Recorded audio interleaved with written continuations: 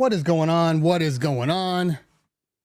Cleveland Terry Show, aka Tech Thursday, on a Thursday afternoon / evening, depending on where you are. It could be the next day, or it could be, for instance, in my case, 5:37. Maybe it's 8:37 for you. Maybe it's 2 a.m. I don't know. Who knows? I've never had a show this late. I don't believe I've had a show this late. So this is going to be very, very interesting to see exactly, who's here, who's ready to go. Let me turn on my comments so we can all be on the same page. Activate. There we go. I see audio 1 in the building already. Matthew in the building. Late night for sure. Yes, absolutely. I'm happy to be here late night. I don't know how long it's going to be. I do have other stuff going on. It's actually my partner's birthday today. So he's doing a white party in like a couple of hours at this club called La Descarga, or if you're Spanish, it's La Descarga, whatever, however you say it. But I will be there tonight for as long as I can before I want to bounce, because if you've ever been to this nightclub, it's a speakeasy. And what that means is, why isn't my social chat coming up? I'm seeing chat moving, but I'm not seeing my chat moving. Where are you, chat? Let's see if I can clear some things off here. Delete, and let's see why my chat's not working. Sign in.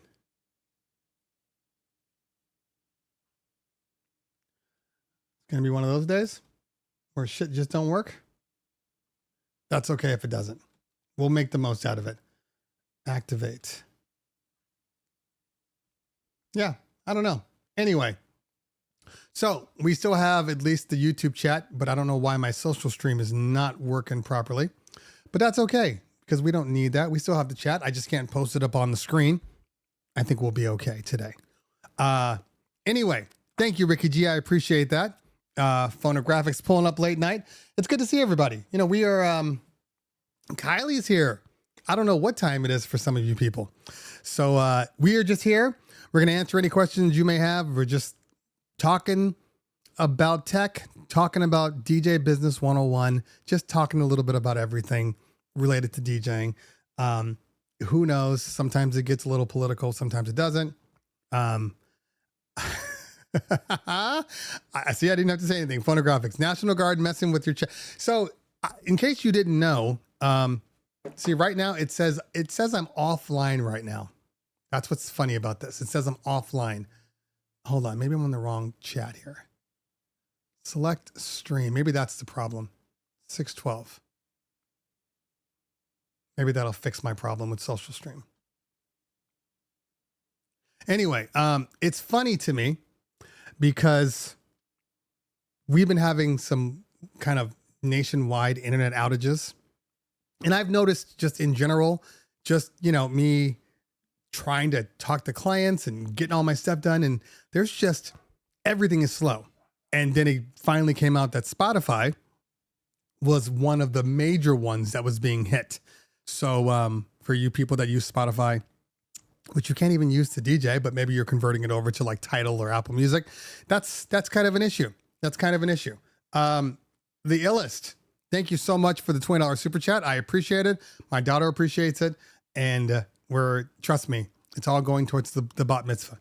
Because every time I try to save money for the bat mitzvah, something else comes up and requires me to spend the money again, which sucks. Just tomorrow, we have our dance nationals in San Diego. So we're at nationals. My wife and one kid, leaves tomorrow. So we will be in a hotel, I kid you not, for 9 days. 9 days. So you can do the math real easy to figure out it's going to be a shit ton of money, because this isn't at the Holiday Inn Express. This ain't Motel 6. This is real life. Real life. And I'm getting just murdered It cost me $3,000 just to be there. Just to be there. We haven't eaten yet. We haven't bought anything, any trinkets that the girl, that she wants. We've done nothing but stand there. If my daughter had not done dance this year and we were just able to put that money aside, her party, it's still going to be good, but her party could have been ridiculous. It could have been ridiculous.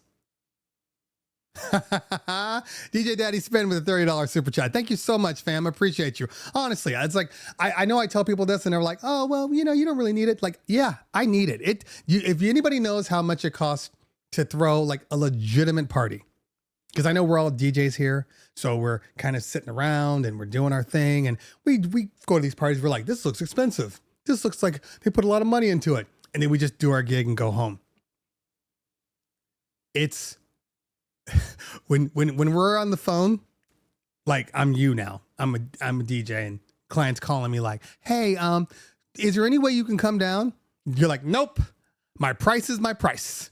Sorry, you're just going to have to deal with it.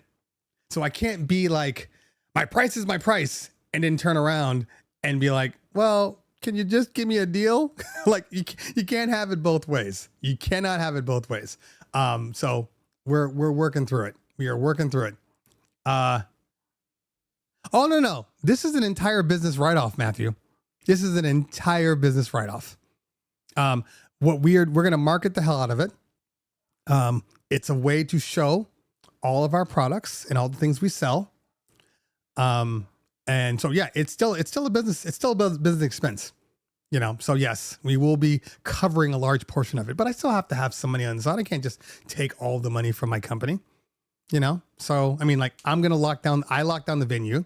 But anything that we're bringing in, the LED walls and the furniture and all that stuff, it's all of it is marketing. I'm going to shoot some YouTube videos on it. Marketing. I'm telling you, once I start shooting videos on it, they can't say a word because basically what I'm doing is I'm showing you real time the experience that anybody that's trying to do a wedding or a bar bat mitzvah that they're seeing. I'm showing it in real time. Like that's educational. That's a write-off. So I got videos to be made in July. Lots of videos. I'll section it off and call it like, my road to the bat mitzvah. But it's absolutely going to be. And yesterday's price is not today's price. Now, fortunately, I got a lot of people that I work with. I got a lot of people that I know will take care of me. I'm going to call in a lot of favors to make it happen. And especially considering that my daughter wants everything because she thinks we're rich. And I'm like, no, we're not rich. So we live in Simi Valley. We live in Simi Valley, and we live in the nice part of Simi. I mean, there's nice parts of Simi all over, but like the school she goes to happens to just be a school where there's a lot of rich people. Like so if you imagine a hill, right? Okay, this is a hill, and this is the bottom of the hill, right? And then this is the top, and the top are where all the super rich people live. Okay, and then it goes and it kind of trickles down as you keep going. I'm like right here. That's the top. I'm like right here. So a lot of her friends that go to school are just regular, and she's considered the rich girl at her school. And I laugh every time. I'm like, you're not rich. Like I make money, but you're not rich. And then we go to her dance school. Not in the hood. I'm definitely not in the hood. But you know how it works where like there's like, middle class and upper class. And then like right here is where like all the normal people live. So you all go to the same school. You all go to the same school. And she live in Cali. Exactly. So but it's funny because she's also in dance, right? And then we go from here into like Studio City where her dance company is. And that's real money. That's the real rich people. Like the real rich people. And then we go there and we're like, oh, we're fucking poor. Like we are legitimately poor compared to them. That's how much money they have. So it's like, it's a running game that we need to do to like keep everybody like, in reality, but we're normal. We're just normal people. We got lucky. I bought a condo. I bought a condo in 98. Okay. My condo, was $150,000 when I bought it. 150, could have been 135. Okay. When I bought it, it was a 3-bedroom condo townhome in Thousand Oaks. Thousand Oaks is like richy rich, but like this particular area was like normal.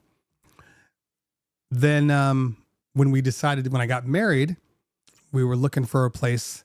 Couldn't afford Thousand Oaks. It was too expensive. So then we took that money. And by the way, my condo went from $135,000 to like $300,000. So I was able to take $100,000 to put it on my next house. My next house was 5.25. Okay. So drops it down. I think it ended up being like around a little over $400,000 that we ended up after all the stuff. And then when we bought our next house, the house that we don't plan on leaving, that house was a lot more money, but my other house made money. So I was able to take that money and apply it to the new house. So it's just, I don't honestly know, how anybody younger is going to be able to afford houses in California. I have no idea. There's no way, unless you had a house before. There's no way. When every house in California now, every house is, give or take, in the real world, not like in the boondocks, Palmdale, Lancaster. I'm talking about like in the cities.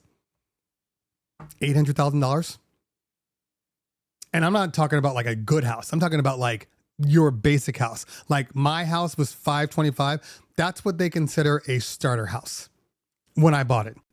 Okay. So the good news was, even though my house went up in price, I sold it like that because it's a starter home.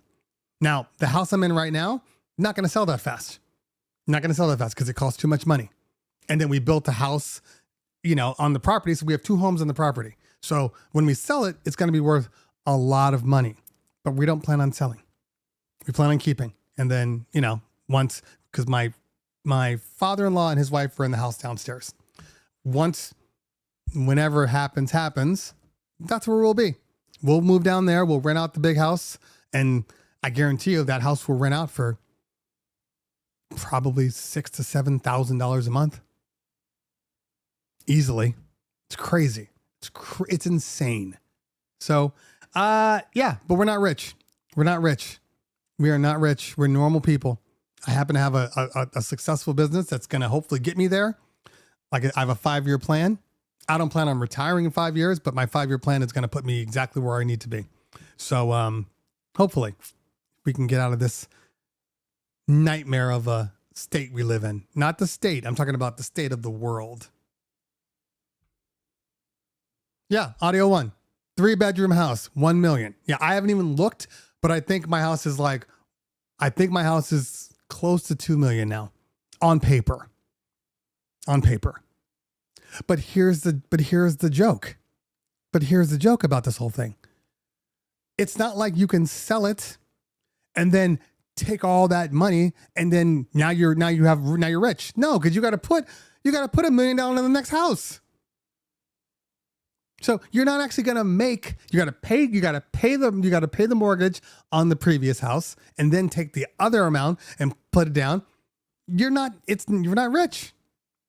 And oh my God, can you imagine the property tax on a $2 million home? If I bought that thing now, it'd be insane. DJ Kenny in the house. What's going on, fam? Good to see you. DJ Kenny scheduled a meeting with me, then canceled the meeting and never rescheduled. How am I supposed to take that? How? You broke my heart. Kalo in the building. What's going on? Good to see you. So, this is as always, this is a tech show. So, if you have any questions, throw them in the chat, and I can't post them on there, but at least I can see them. Obviously, Spotify went down today. I'm at a point now where I don't care. Like, if you're an all streaming person and that's what you do and this stuff happens, so be it. I don't care. That's your life. It's not mine. You know what I mean? Like, there's so many people that are just like, I mean, I was on the DJ help desk today and somebody's, I think it was like, no, it wasn't the help desk. It was Crate Hackers. And Aaron Traylor was like, hey, Spotify's down. It's not us. It's Spotify, blah, blah, blah. And somebody was like, good. I hope it never comes back. And I'm like, why are you, what are you doing? Why does this matter to you so much? And then he says, I don't like the way the people walk up and put Spotify playlists in your face. I'm like, hey man, isn't that the world we live in? Like, people put phones in your face. And if Spotify goes down, guess what? They're going to go to Apple Music. They're going to go to YouTube Music. They're going to go to, maybe Amazon Music. They're going to go to Tidal. You're never going to get away from that. That's the world we live in now. That's the world we live in. Now, you can save yourself a little bit by having multiple streams. I have Apple Music. I have Tidal. I have SoundCloud. I don't know why I keep trying to cancel it. It won't cancel, but I still have access to it. I think it's because we signed up for like a premium one. So I have SoundCloud too. I never use it. But I do use Apple Music and I do use Tidal. And I'm a fan of both. They both do a good job. Okay. Kalo says, what are your thoughts about the lack of mid-priced DJ equipment? Let's try to sit up here a little better. Okay. That was weird. Let's try that again. Too high. Okay.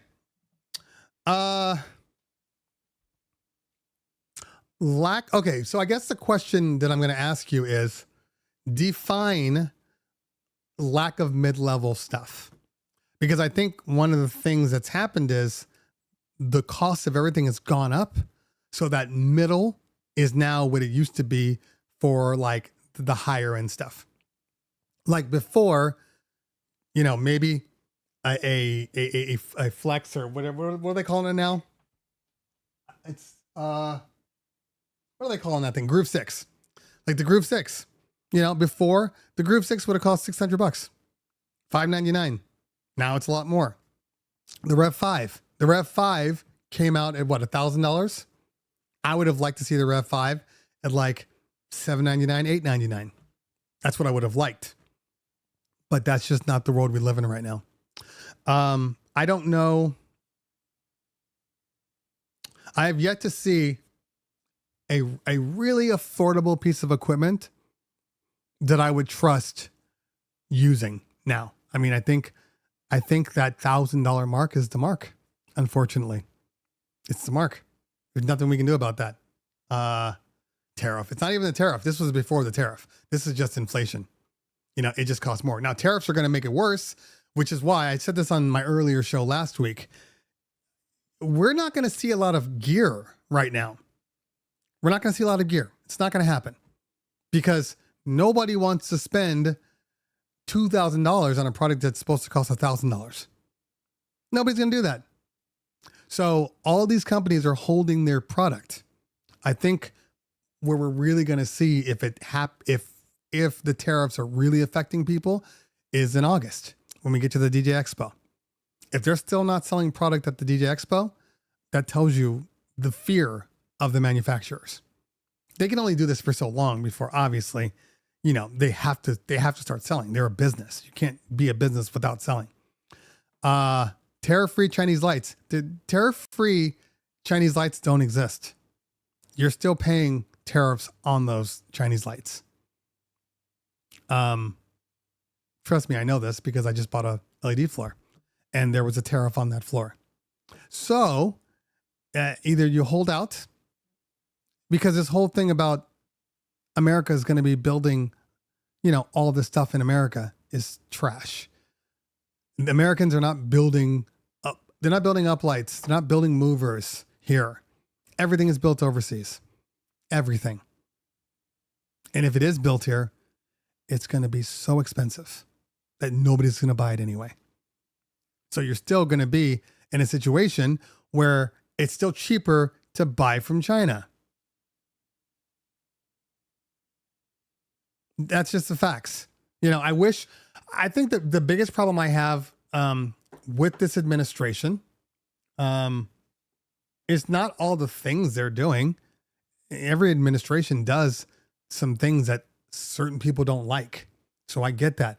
My problem is they're not doing it with actual real world information. They're just doing it emotionally. And that's a problem. You're a businessman. You're supposed to be doing this from a business perspective. Give you an example. Just today, you guys know I live in California. I live in Southern California. LA is right around the corner for me. That's where I'm going tonight. This whole riots and military presence, none of this needed to happen. I live here. It is nowhere near as crazy as they're making it out to be. There's nowhere near. It's literally like a 1 mile radius. But no, we got to send in the military and make things worse. The problem is they're not educating themselves before they make these knee-jerk reactions. That is my problem. That's my problem. That's it. If there's a reason to do it, do it. But don't just do it because, somebody lied to you. I saw on the news today, in one of the interviews, where the president said, when he was asked about the fact that farmers don't have any helpers and the hotels don't have any helpers. And he said, "Oh, what do you mean?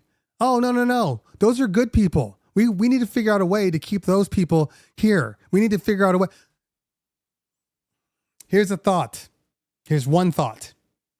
Why don't you just go after the criminals like you said in the first place? Why are you getting people on their way in to their immigration ruling because they're trying to go in for, political asylum?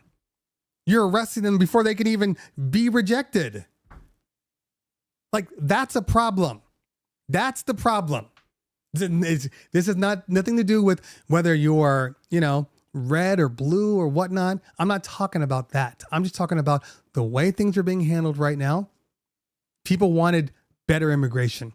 Okay. They wanted it to be more stable. I understand.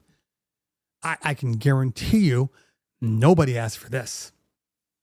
Nobody asked for this.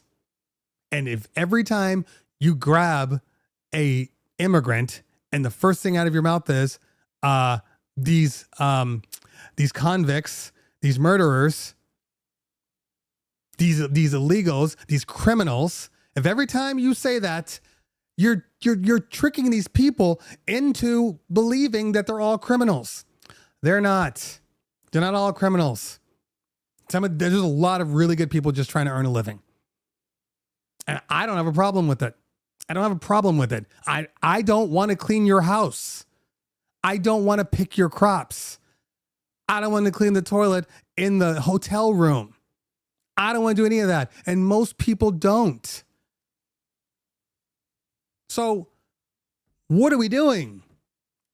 What are we doing? And I guarantee you the reason why he responded that way is because a lot of these real people, the real money in the world are like, hey man, you got to pull back. You're affecting my business now and we're not going to have that. I gave you way too much money for you to be messing up my business. And that's how this administration seems to work. That's all I'm saying.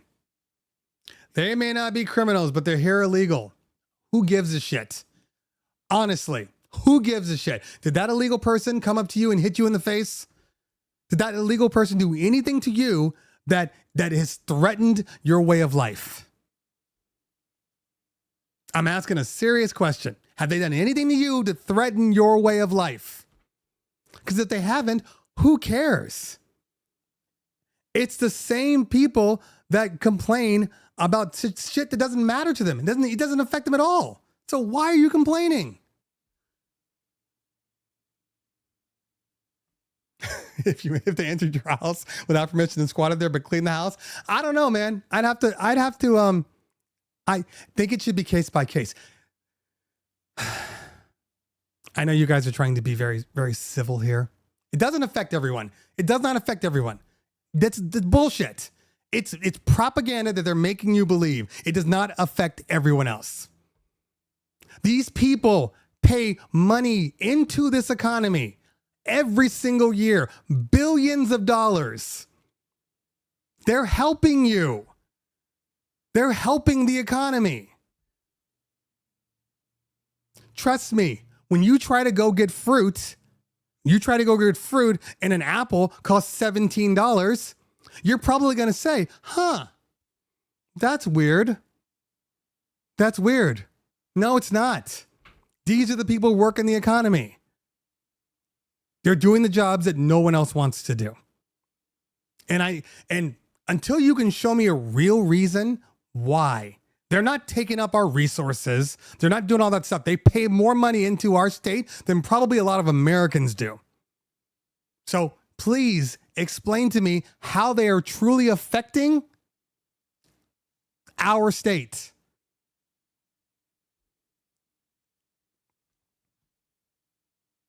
That's all I'm saying. That's all I'm saying. People are getting told this terrible information. And I'm not saying that there aren't bad anybody. I am not saying that. The previous admin did not fail to do anything. The previous admin had more migration and immigration than we've had. Obama had migration, immigration stuff where they sent millions of people back. You know what the difference is? They didn't take them away from their kids. They didn't steal them when these people are trying to do stuff legitimately and take them before they could even do that. I'm not going to sit here and listen to bullshit. I'm not going to sit here and listen to propaganda when it's not true. It's not true. They've all had immigration. They've all done it. They've all been pro-immigration. There's just different ways of doing it. There's just different ways of doing it. This way is not the right way. It's not the right way. If you want immigration, fine. That's fine. But do it the right way. Don't fucking steal kids. Don't take people. Kids aren't even going to school right now. Okay? They didn't go to their graduations. They didn't go to their graduations because they were afraid. Tell me how that's right. Tell me how that makes any sense. The problem is we're trying to take this whole immigration bubble and apply it to everything. Okay? All immigrants. But that's not how it works. Okay? In any situation. Because guess what? There are killers. There are killers from Mexico. There are killers from Russia. There are killers from America. There are killers from Britain. There are killers from the Congo. There are killers everywhere. There are bad people everywhere. But you're only making one group criminals.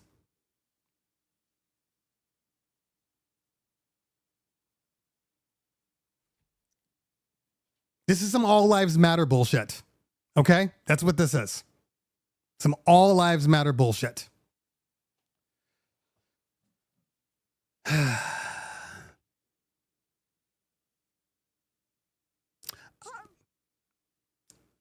You will never hear me ever say, I agree that there should be a way to do this. There should be a way to do this. I agree. Okay? And there should be a way to legally become a citizen. I'm 100% in agreement with you. But just being illegal, for the record, just so we're all clear here, for the record, just being illegal is not a criminal offense. It's not a criminal offense. Coming over here and being an illegal immigrant. It's not criminal. It's civil. It's a civil offense.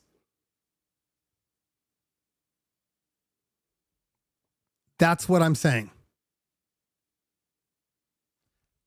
So yes, good old fashioned racism.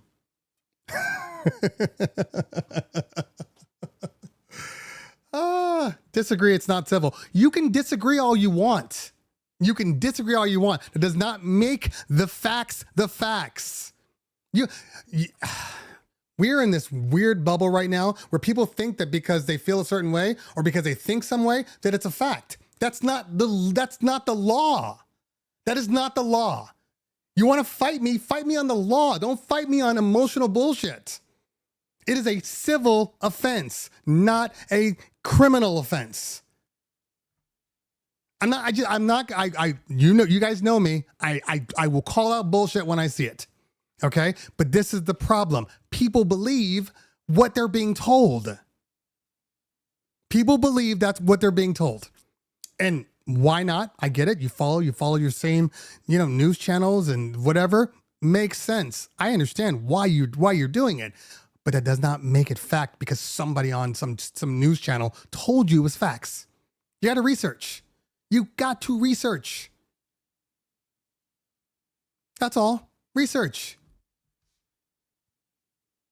And these are people. You're a criminal? Go back. You want to get rid of the criminals? Go back. Send them back. 100%. They're murderers. Send them back. 100%.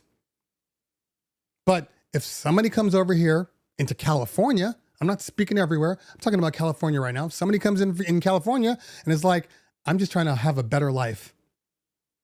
And then, because they're not taking our jobs. They're not taking our jobs. They're paying into the state for money. They're paying in large amounts of money. Where's the problem? If you got rid of all the criminals, and there were just immigrants here trying to have a better life, would that be an issue? That's my question. Would that be an issue? Because right now they're getting rid of criminals and they're getting rid of regular people. And what I said about Trump saying we got to bring them back or we can't get rid of them because it's going to mess up our economy. This is uneducated bullshit. This is what I'm saying. We have to do better. We all live here. And honestly, borders are trash anyway. This wasn't ours. This was not our place. We stole this. We stole all of it.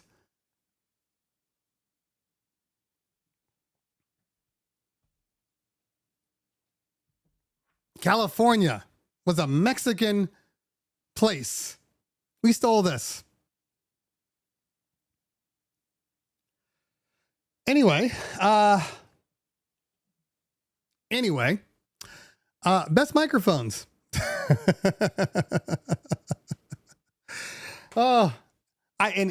It's strange to me, because I'll say this, you're not going to understand this. A lot of people aren't going to understand this, especially my white brothers and sisters here.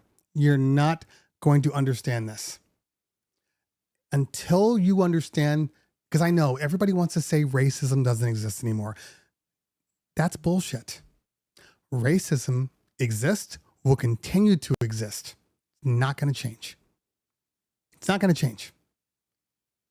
And as you've noticed, they're just shifting who they're going to go after this time. In 2020, it was black people. Palestinians, and now they've just walked away from the Palestinians, and now it's just the Hispanics. That's it.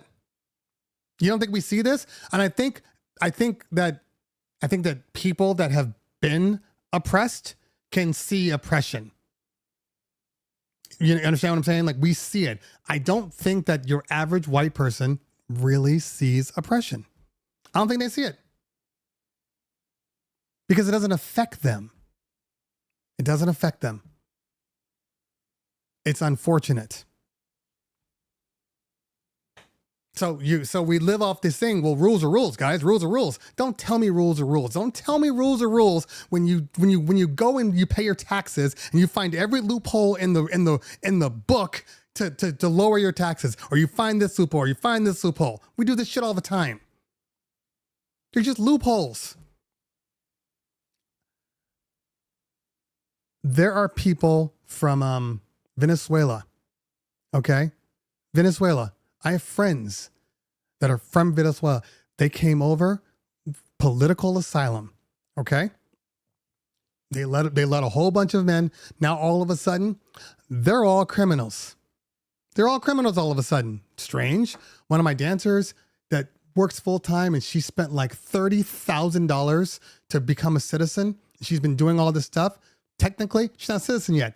She's a criminal.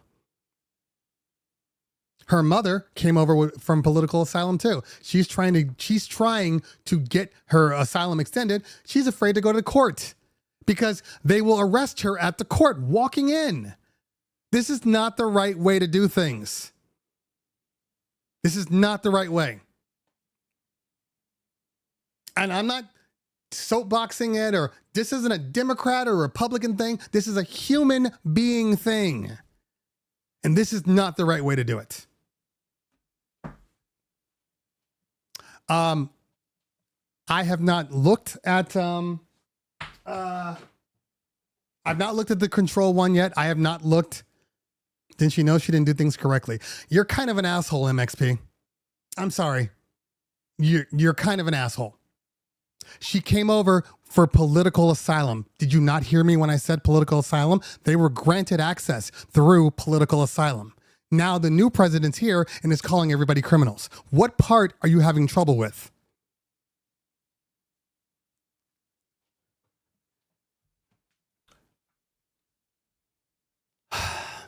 Sound switch. I haven't looked at it yet. What I have done is I'm very happy that they got rid of iLock.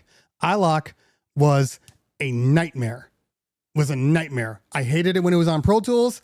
I hated it when it was on SoundSwitch. So that is the best thing that could have ever happened, because every time they would come out with something new or a new update, I couldn't download it because I got mine via, my first box, which is the original.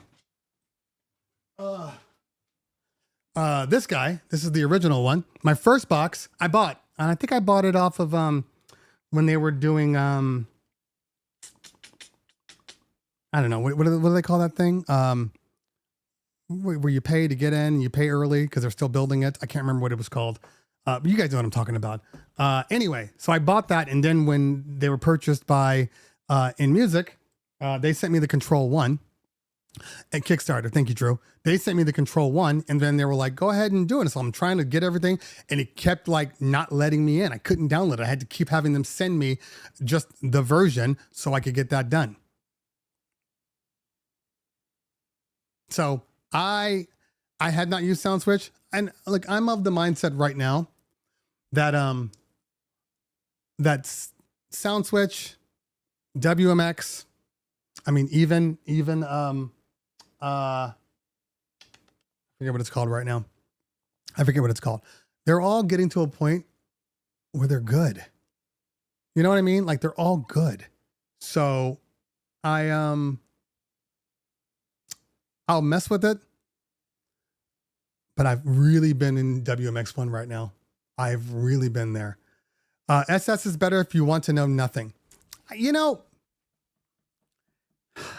guess to a certain extent, like if you're just like auto loops, go, then yes, it is better, but it's not as good on the fly. Maestro. Thank you, Mac Attack. It's not as good on the fly.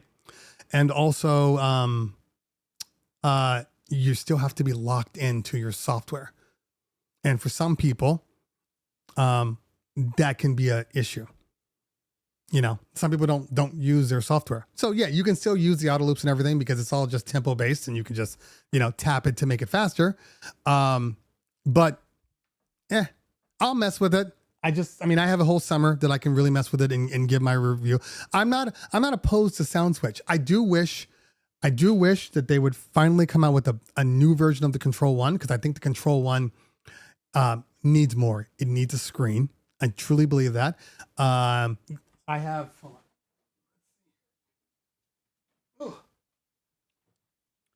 on. The control one's a good product. The problem is, especially if you're dealing with it in the dark or whatever, I find that it's hard to really, really read and to like navigate through. I don't know. The WMX1 just seems to make more sense, and visually you can see exactly what's going on. Like there's no visuals here. So that's always been my problem. That's always been my problem with this particular one. I wish they'd come out with an iPad version. Just give me an iPad version. Give me what you see on your Mac or your PC for SoundSwitch, that software box, and allow me to run it off the iPad. That shouldn't be so hard. As a matter of fact, why can't I just plug in my iPad via USB-C to a USB-C port, and then it goes, oh, you're using this one as your controller. Okay, cool. So you see the problem? Like, I just wish it's almost there. I just wish it'd be a little smaller. You're right, Matthew. You're right. It is kind of big. It's big. It's big and it's deep. It's long and black. Anyway, pause. So yes, but an iPad version, oh my God, I'd be so happy. I'd probably use it more. I'd probably use it. So, but it's a good controller. It's a good controller. I'll plug it in and I'll mess with it. Not this weekend because I have an LED wall, but after this weekend, I'll mess with it and see where we are.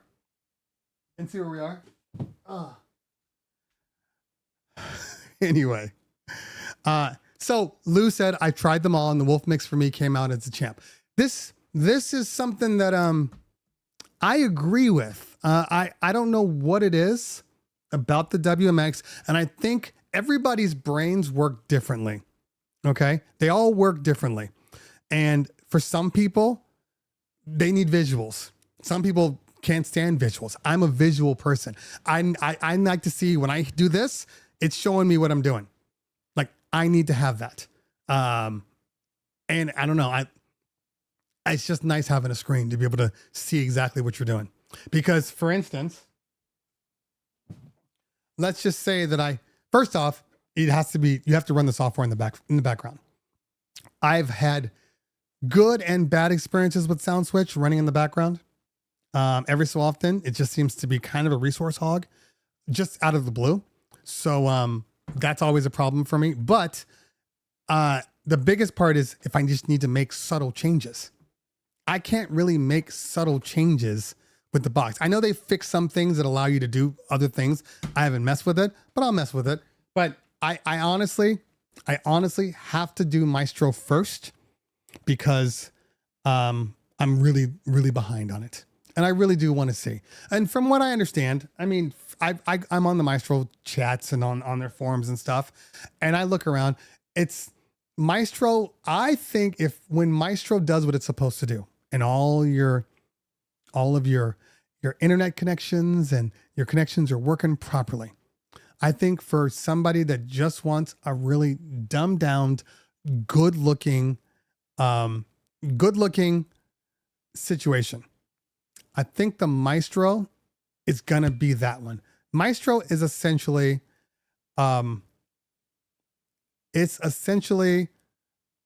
the Chauvet system in its own box. It's ILS in its own box, essentially. Which I'm not opposed to. You put in your fixtures, you set up how you want them broken down, and then it just runs. Like, I'm not opposed to that.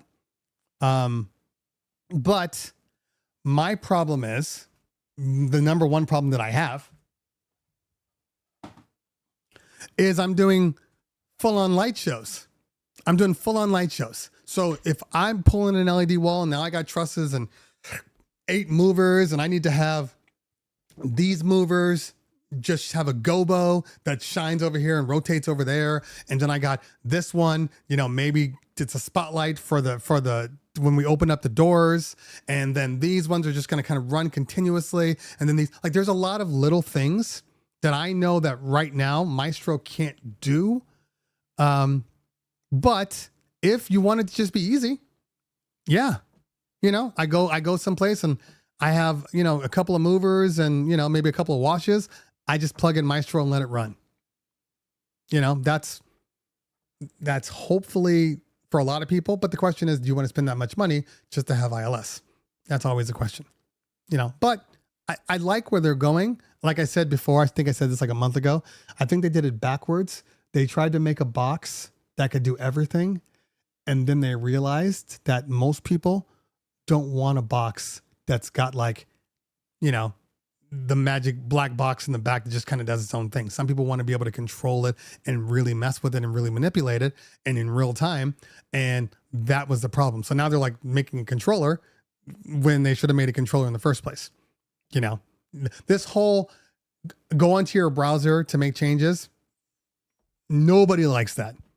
No matter how much you can argue it, nobody likes having to be online to run their light show. So there's that. But I like what they're doing. I do like what they're doing. I really do. But yeah, there's still some stuff that needs to happen. And they have a loyal, group of people. I've also seen some people that are like, it's not for me. I'm selling it. Anybody want to buy it? Like, I get it. I mean, I don't know. The WMX1 just works for me. Obey 70. Well, yeah, you have a, of course it's standard faders. That's always going to be in that way. You gotta do, you're doing scenes. And if you want to have your movers do all this, that's a lot of work. That's why I got away from the obeys. That's the one reason. They're good to have in house though, even if you don't use it on your parties, because if you run into a situation where a lot of people are, they're buying Chinese lights or whatever overseas, and then they get them, and maybe they lost the manual or whatever, and the manual has all the breakdowns of how the channels work, and then you don't know how to program it correctly. But if you had an Obey 70, you can just mess with the faders and find out exactly what everything does. And then you can program your WMX or your Maestro or your sound switch. So you really should have something there so it's easier to figure out. I always say though, when in doubt, if you have some Chinese lighting, when in doubt, if you're not sure, grab a color key profile. Color key seems to work with almost everything. In all honesty, grab a color key profile. Color key watch, grab a color key mini. I did that with mine. I'm like, where's the manual? We have 40 color watches that are from China. Where's the manual? Oh, I think I threw that away. What do you mean you threw it away? So then I had to try to figure it out. And my color key profile worked for it. So when in doubt, it is great for bands with no lighting tech. Absolutely. You can do it with the WMX builder. It's a little harder with the WMX builder, but you can. I've done that many times with stuff. And specifically, I think the one reason it makes it harder is like channel 1. That channel 1 can be so many different things. I liked it better when every fixture was channel 1 was red, channel 2 was green, channel 3 was blue, channel 4 was probably white, channel 5 was amber, or 6 was amber, and they didn't get to the control settings until like channel 9. But now they're putting the control settings in channel 1 and then sliding everything over, and that can be confusing because they don't all do it that way. Any idea as to why Maestro DMX won't sell that device to people in Australia? I don't know, but chances are it's just some sort of, there could be several reasons. One, there could be some sort of tariffs that are over there that are causing a problem that you don't know about. 2, there could be something in the build that your country doesn't allow. It could be, but let Kylie answer it. She says she can answer it.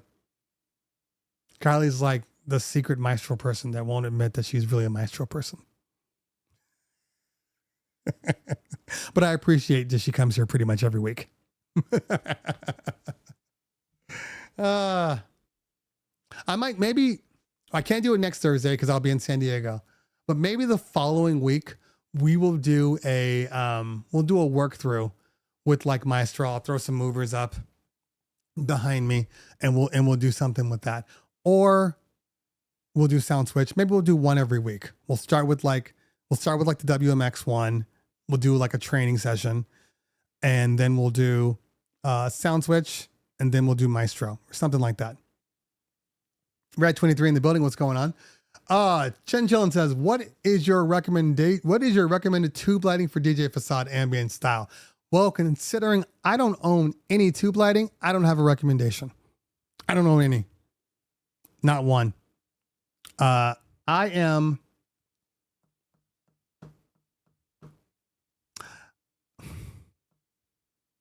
You ever see something come up and you're like, that's cool.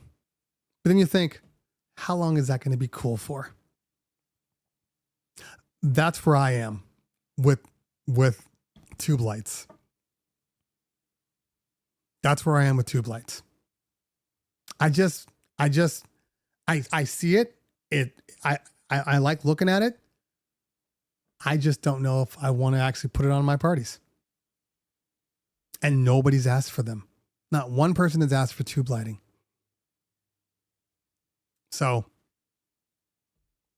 I don't know. I think if they're put in like in a design or something like that, or like let's say they're like they're on the wall or something like that, and they got a really cool pattern and everything. Like, I'm not opposed to that, but just sticking tubes feels weird to me. Feels weird. But to each their own.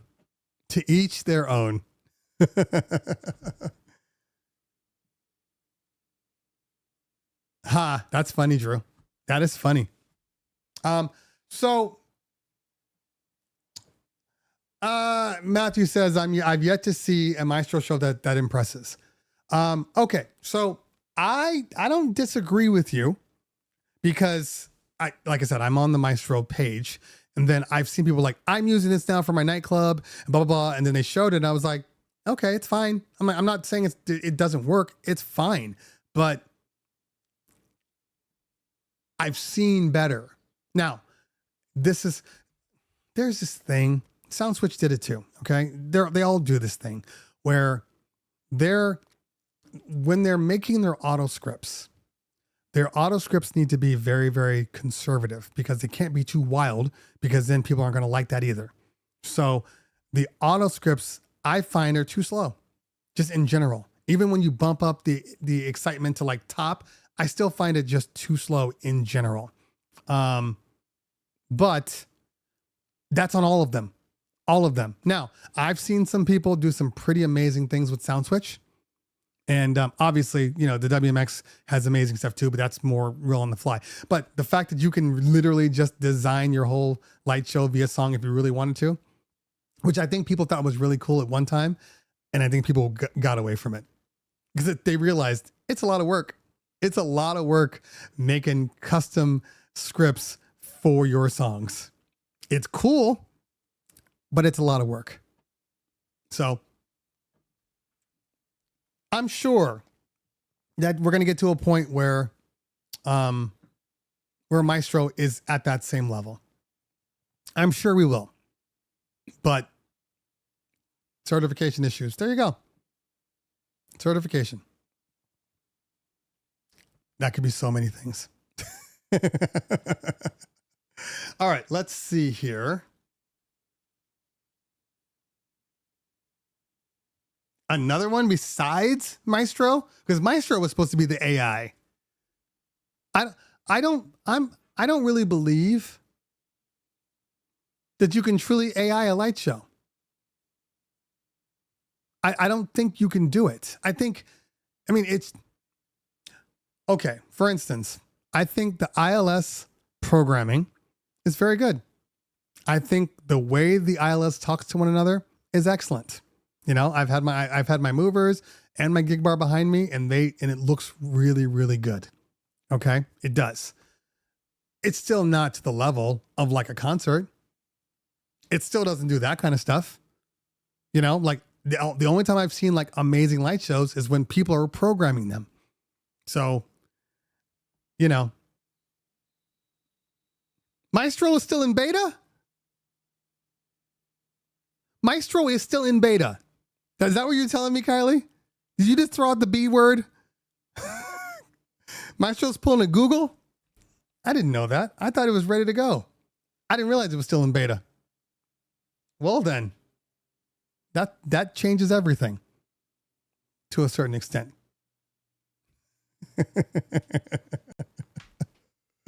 That's a really expensive beta program.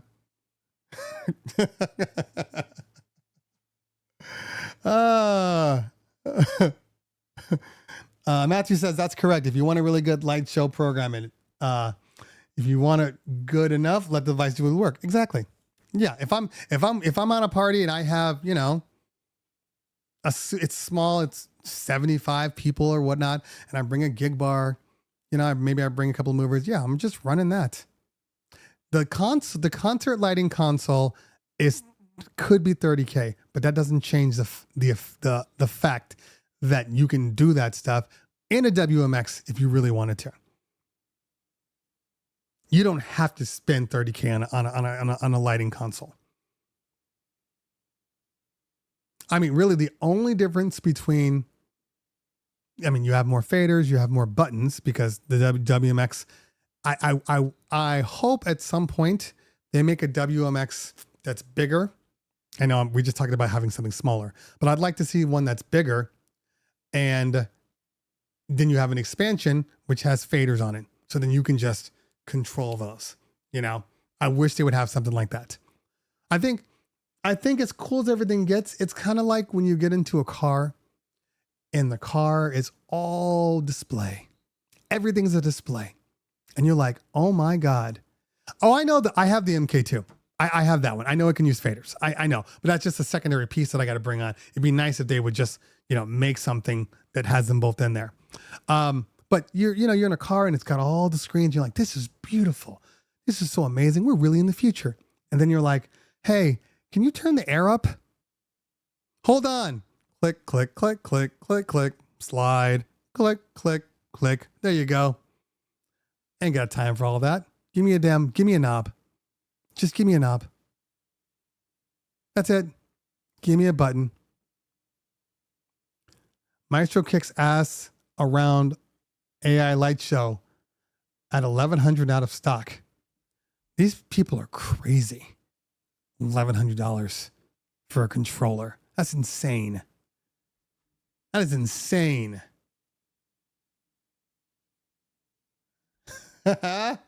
Aragon 260. Thank you for the $10 super chat. I appreciate you, fam. Damn. I gotta do more night shows. You guys pay better at night. In the morning, people are like, oh, I don't have time for this. At night, you're just like, yes, we know Kylie works for Maestro. We know. But we love her anyway. She's always here. She's always here. So we appreciate her. And more importantly, what Kylie does not do is denigrate all the other light things. It'd be one thing if she was like, if we were like, oh, the Sound Switch has a new one. If you like Sound Switch, you'll love Maestro. Oh, you know the WMX? Oh, if you like like, I don't want all that bullshit. She never does that, you know? But if somebody brings up Maestro, or if she says, oh, Maestro's coming out with a new something, blah, blah, blah, that's just information. That's just information. So I appreciate her. I don't mind industry people being on here. I really don't. You know, I've had several. Sometimes In Music pops up. You know, obviously sometimes Alpha Theta pops up. It's all good. They should be on here. They should be able to. They should know what people are saying about them. That's all. They should know. Thank you, Daddy Spen. So 70s and 90s. I've been hearing mixed information on the 70s and 90s. My 70 review will go out. Am I using them this weekend? No, I have an LED wall. So I use the 90s on the LED wall. But I used them again this last weekend. I turned them on and they sounded great. There's a lot of people that are trying to justify their purchases right now, or should I say, justify not having to buy something else. And you don't have to buy anything else. Nobody's telling you have to buy a 70 or a 90 or, some other high-end speaker, QSC. Nobody's saying you need to do any of this stuff. Nobody's saying that. But people want to defend it. I think the 70s are a really good sounding speaker. I think they're better. I used my LD28s a couple times over the last couple of weeks. The 50s, the 70s are good, and they fit in my truck, but they barely fit with the tonneau cover closed. So that's always a thing for me where I'm like, I'm going to lose space on other things where I really want to do this. But especially if it's like, 60 people, 75 people, I'm doing a park thing or whatever. What I will say, and I've said this about the 70s and the 90s, what I will say is besides the LDs, the 28 G3s, in my opinion, and I haven't heard everything, but based upon my experience, they are the best sounding outside speakers that I've used. Normally, when you bring column arrays outside, they're trash. They fall apart. Bass just disappears. Bose is notorious for bass. I could not believe it when I watched it. It was like 50 people. I brought the Bose, turned them on. I'm like, where's the bass? It had nothing to bounce off of. Disappeared. Drelo, I mean, I've said what I've said about the KC12s. People want to hate on me because my opinion on the KC12s is different than what the media is claiming and what a lot of like pro QSC people are saying. I don't have a problem with the KC12s. I don't know how many times I have to say that. I think they're fine for 12s. They're fine. Do I think they're 15s? No. Do I think they're 18s? No. Do I think they're going to be good for a 300-person party? Absolutely not. But 100, squeeze up to 150, maybe it's a small room, they're going to do just fine. They're going to do just fine. But stop telling me that I can throw away all my point source because, oh my God, I didn't even turn on that bass cabinet. Look, I'm not saying, well, I am saying this. There is a difference between, so if they're under 120 people, you could buy anything you want. Anything will work for 120 people. Anything. But I'm going to say this because there's a couple of caveats that people, this is the same thing when we're talking about the stuff earlier, just kind of misinformation or just people get told things and that's what they just run with. Everybody hears or wants a certain sound profile on their parties. Okay? Everybody hears differently, but there's differences in what they do, what they sound like, and the application. So when I heard them, I heard low-level distortion on the cabinets. We were in a room that wasn't that big. There wasn't a lot of people in there, and they were distorting a little bit. The highs get real crazy. Okay, so can you tweak all that? Yes. So don't say, I'm not saying there's shit. You can tweak all that and make them better. Okay. But here's my biggest problem with a lot of people. Maui's are better and deeper, says so-and-so. Now, so-and-so did say that one J8 was good enough for a 300-person party. So I will never forget that so-and-so. So I don't know how much we can take what you're saying. I'm playing with you. But here's the problem. Depending on where you are, Callo, good to see you, pal. Depending on where you are, every place, there's a lot of places, especially it seems like in the South, that have sound ordinances that you're not even allowed to push over a certain decibel. And all these people that are like, no, man, these things hit. Well, of course they hit. You're not allowed to go any higher. But if you were allowed to go higher, would you still choose those?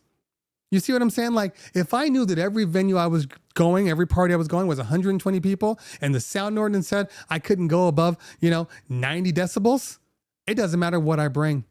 It does not matter what I bring. It's all going to be fine.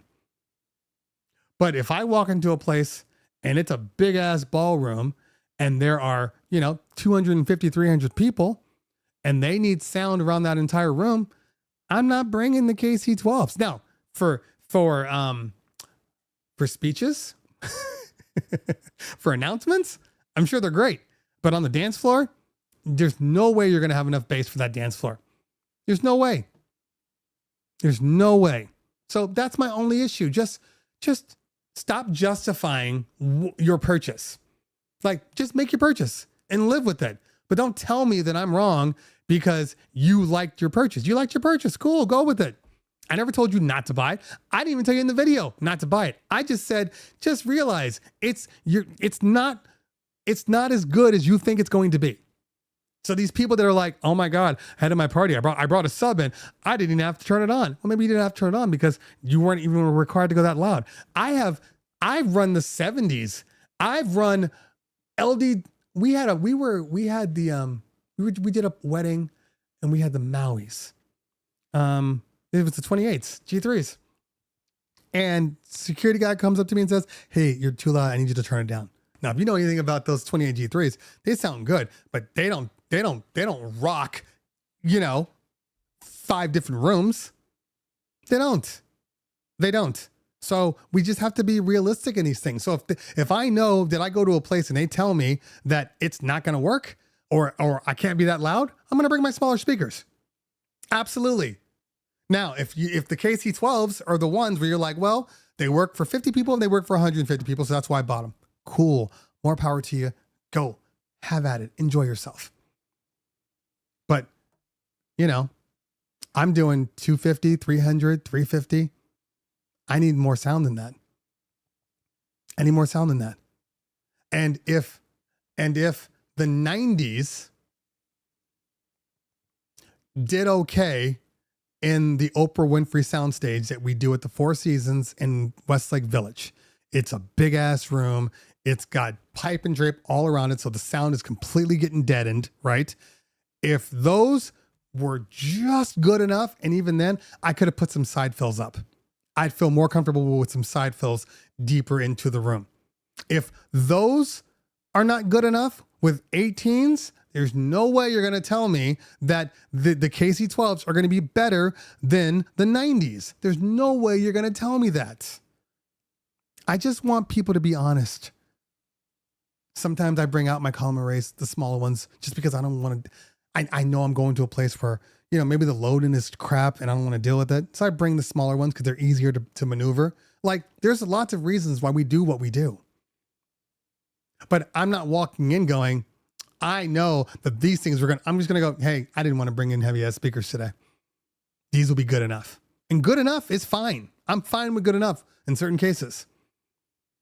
I have a party this weekend, not mine, but it is mine because they're all mine. But the client's like, yeah, I want to be able to talk. I don't want it to be too loud when we're eating and stuff. I'm like, okay, cool. I text the DJ, bring your smaller speakers. You're never going to even be able to use the bigger speakers, so there's no point. KC12s. You don't understand what I'm saying? That's all I'm saying. But I don't mind them. I'm just not going to get on this bandwagon of they're the greatest thing to speakers, since speakers. Like, I don't believe it. So, and I've heard them. People keep telling me you need to hear them. I've heard them. Is there something special that I need to hear them in a different room? I've heard them in 3 different rooms. Well, you need to tweak them. You need to do this. Okay, well, I heard them at a QSC demo. Anyway. Just be real about it. Just be real. Those KC12s, 150. Topped off. Maybe if you're feeling generous, you can get up to 170. Maybe. The room is small. Maybe. But not. Anyway, I could talk about this I could talk about this all day. The 70s are good. The 70s are good. I don't have a problem with the 70s at all. I still got to do a review. I know that Aaron did a video about the limiter. The limiter is I mean, Drew, I wouldn't for 175. I absolutely would not. But I'm just saying, if you walk into a place and there's a sound issue, like there's a couple of places like SLS out here. They have 2 rooms. One's a ballroom, one's the room in the tent in the back. The tent in the back has a sound ordinance. We can't bring big speakers no matter what. So we bring the column arrays. That's it. And it's good. It's good. But when I'm in the ballroom, I'm bringing bigger speakers. When I'm in the ballroom, I bring the 90s or I bring point source.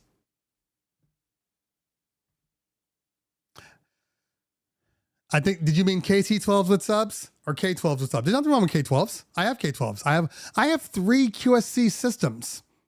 3 of them. K12s, K118s. They're good. They do the job. Although, I just realized I was at a party where they had KC12s. And I've never heard a shittier sound come out of a speaker.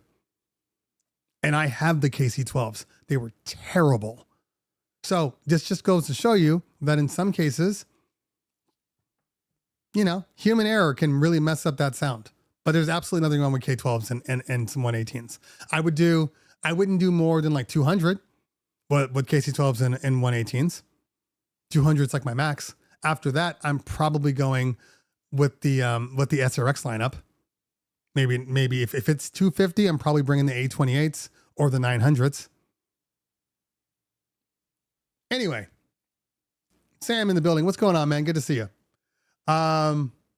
Okay, let's see here. Because people say you don't need a sub. Where'd it go? Because people say you don't need a sub with the KC12s, but you do. You do. You do. You do. You don't need it for everything, but you do. And the same argument could be made for any column array. Yeah, you know what I mean? Like if I'm bringing the 90s and then I find out, oh, wait a minute, there's 350 people. Guess what? I'm also going to bring probably my 118s and throw them in the back, throw them behind it. I don't love the whole 50 and 90 combo. Like to me, that's a little, I mean, you technically can do that. You can you have your 50s and then just run 90s on the side. That would be fine. But if I'm going to put sub in, if I'm going to put some bass in, I'm going to put real bass in. Anyway, Sam says, how much you think light performance scratching really up levels an event mobile DJs, especially when anyone can beat match? Okay. This is a very polarizing question. Very polarizing. So I will say this. I think that every DJ should know how to scratch within some level. And some level could be as simple as baby scratch and then scratch bastard. Okay? So somewhere in here, you should be there. You should never be below here. Okay? I think everybody should know how to scratch. Only for a couple of reasons. Having better scratching skill sets improves your ability to drop on the one. Okay? If you got to drop on the one really easy without hitting the cue point, it improves your ability. And if you can baby scratch and then drop on the one, you're going to see a difference. It makes a difference, especially if you're doing drops. If you're just doing blends the whole night, which I don't think you should do blends the whole night either. I think it's a combination of blends and then also drops, because drops change the energy level and it can push it to the next level. Okay. Blends keep it solid. You keep that energy the same way. And yes, you can improve it with like EDM drops and things like that. But like, let's say you got a song playing and then you drop out the track. They're singing along to that one little chorus part. Bam, you drop. It could be a different tempo. It could be a different genre altogether. But that drop is specific and it's forced, and you're showing people we're going on a journey. So that kind of stuff is important. So having a little bit of scratching helps. I always try to improve my scratching, but then, on parties, I'm doing the most I do.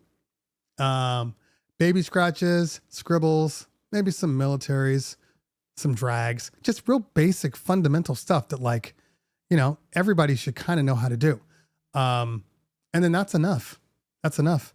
Especially, and then when you get really strong at it, you realize that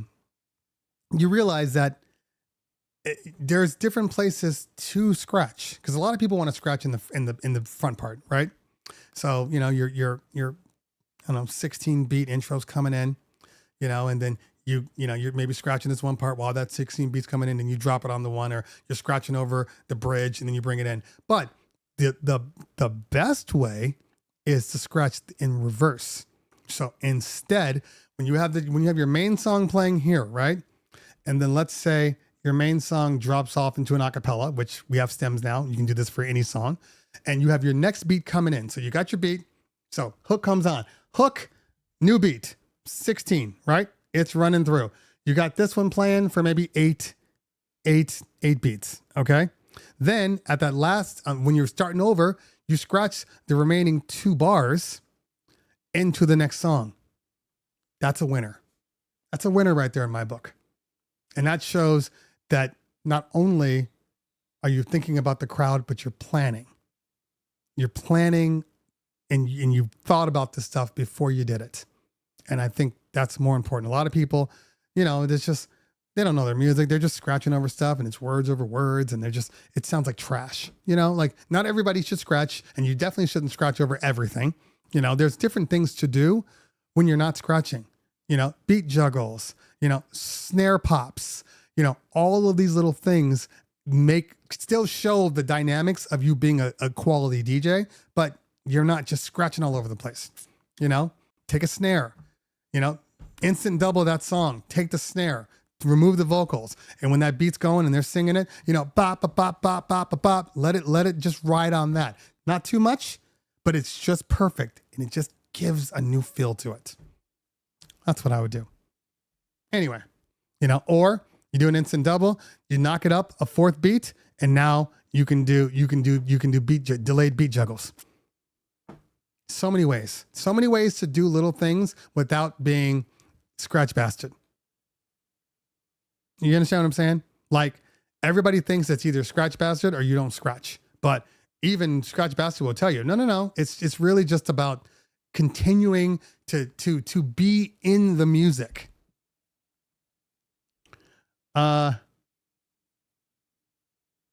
Yes, Matthew, exactly. Baby Got Back. I go Baby Got Back into, typically if I'm using Baby Got Back, I'm probably in like a late 80s or early 90s. Maybe I'll go Baby Got Back into Push It or something like that. And what I do is I never play the whole Baby Got Back. Okay. But I'll play first verse.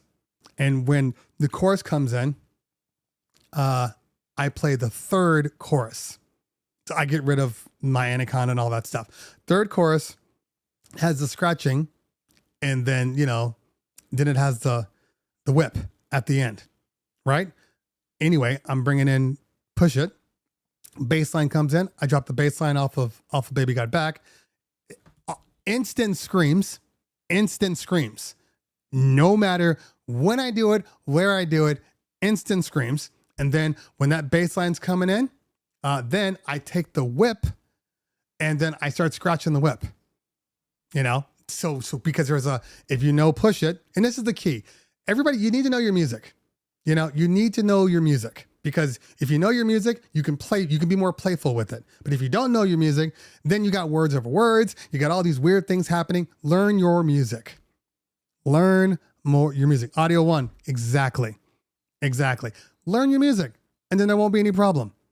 I think that's the problem with most people that scratch too much. They don't know their music, and they're just scratching over stuff. And they're like, why are you scratching over my favorite part? Why are you beat juggling my favorite part? I'm about to sing along to this part. You're ruining my song.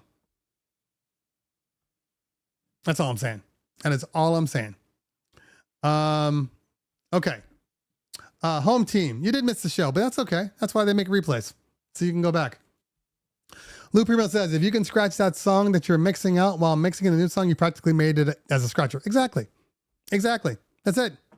Yeah, a lot of people think that they need to do, boomerangs and all these things. You don't. You don't need to do any of that stuff. You can do a full-on scratch, a 2 to 4 bar scratch just with a baby scratch, some drags, some militaries, maybe a scribble here and there, and it works every time. Nobody's gonna say, "Oh, what? Why didn't you do a boomerang? Why didn't you do this?" Not one person's gonna say. Not even good DJs are gonna say that. They're gonna be like, you know what? He's scratching on time. He's on beat. He knows exactly what his song is. You're good. Are you using Resolume? Yes, I am. Feedback. I use Resolume with my screens, and the more I use it, the more I love it, and it chirps too. Yeah. You know what? I do. Everybody has a scratch. Everybody has a scratch that comes naturally to them. Okay. Everybody. So it doesn't, and it could be the most complicated scratch, but for some reason, your hand just does it. I got chirps immediately. That was the one thing that I do without even thinking about it, because that's just the way my hand goes. It just goes into a chirp. I don't know why. So I got fortunate because, yeah, chirps are great. A chirp and a scribble, you're good. You're good. Chirp and a scribble. You don't need to do. You don't really need to do anything else. Honestly. Yeah. Because every time I try to practice it, and I'm like, okay, cool. And transforms too. Yeah, transforms too. I mean, I don't know. To me, when I do drags, you're kind of automatically doing transforms because your hand just wants to do that. But everybody's different. Yeah, transforms are great too. Well, all I'm saying is that there's a lot of simple scratches that put together sounds perfect. You know what I'm saying? That's all. Now, if you're doing this, like, come on, you gotta get a little better than that, But if it's it, and you drop the song, nobody's gonna say a word to you. And the funny thing is, if you go if you never do another scratch that night, everybody assumes you can scratch. Everybody assumes you can scratch. Don't prove them wrong by trying to do more. Just do just enough.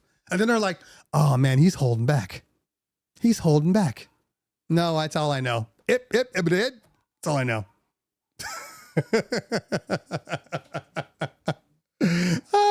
To each their own. To each their own. Yeah, and even Jazzy Jeff will tell you. He's like, you don't need to do all that. Jazzy Jeff will be the first one to tell you that. I mean, I would rather have a person that scratches on beat than a person that scratches off beat and is all over the song. I'd rather have that. I'd rather have no scratching. So, to each their own. Yeah. Exactly, Matthew. Exactly. You think of scratching as an instrument, which it is. You're literally playing a part. Compose a part. If there's something that fits the song, do it. And all honesty, compose the same part. You know what I mean? Like if you're playing a guitar and you're doing a riff, there's a riff that just comes naturally to you. And you end up doing that riff all the time. Maybe there's some subtle variations, but you're still doing the same riff. Just do that. Just do that same riff. Because you're not going to be scratching all night. You're going to pick your moments. Sometimes it's just a simple baby scratch to drop on the one. Sometimes it's a it. Sometimes it's maybe the new song's coming in, and this song goes on and like maybe you're doing like a Don't Stop Believing, and then you transform the on and on and on part. Philip, I'm doing it now. It. And every DJ will know exactly what I said. Every DJ will know that if you're a real DJ. Sam says, I like to invest in a streaming solution. You like the Mevos or the Yellow Box Pro? I hate the Mevos. The image is super soft, and my Mevos, the battery died after like 4 months. It wouldn't last. So I'm not a big fan of Mevos. I'm not. But the Yellow Box is great. Yellow Box has done a really good job. It's right here. Love this Yellow Box anytime I'm doing any type of like real streaming, because not only can you I mean, you can record the Mevo too, but I don't like the quality coming out of it. I've never liked the quality. I was very disappointed in that Mevo. I bought it, put it out, and was like, no, that's not going to work. So then I got this guy. This guy is my favorite. The roll-in streaming solution where it uses your phones. They're all trying to do that. I mean, you can do that with Apple now. Apple has a streaming solution now. But I don't know, man. I'm just Roland makes good streaming products. I have not used that one to even say if it works or if it doesn't work, but they do have good products.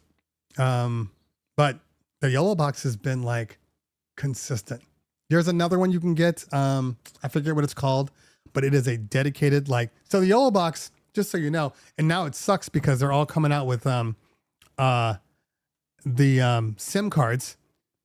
You used to be able to pop them out and just pop it into your yellow box, and now you got a SIM card. Because the problem with any of these things, they all work better with SIM cards.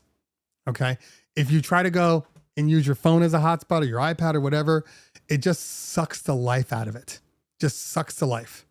So I'm a big fan of if you're going to do something like this, get a dedicated SIM card for it, and then just leave it in there. The only problem I have with this guy is I was using this with my A7 IV. And don't get me wrong, my A7 IV and my yellow box was amazing, but it's also a lot of weight. It's a lot of weight. So now I've been using the Pocket 3 for most things, especially if I'm doing like conventions. The Pocket 3 to me is good enough. I have not done streaming on the Pocket 3 at all because I've heard mixed results with the streaming. Maybe it's gotten better with the updates, but I have not tested it. But that was the biggest thing with it. Do you think you have to scratch with both hands to be really good at it, or just master the right and the left and work with that? So I can scratch with both hands. I'm not saying I scratch well with both hands, but the things that I know how to do, like there's a couple of things. Like I transform better with my left hand on the record and my right hand on the fader. Okay, I can scribble and chirp with both hands. So I can it with both hands. That was one of the things I made it a point to learn, to really get down.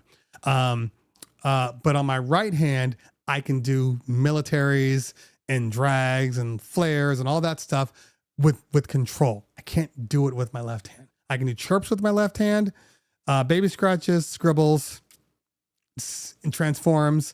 But on my right hand, my transform with these kind of sucks. I can get it done, but it's not the same. Not the same. It's all practice though. It's all practice. It's all practice. And I kind of stopped scratching more with my right hand, meaning this is on the record, because I have some tendon issues with this hand.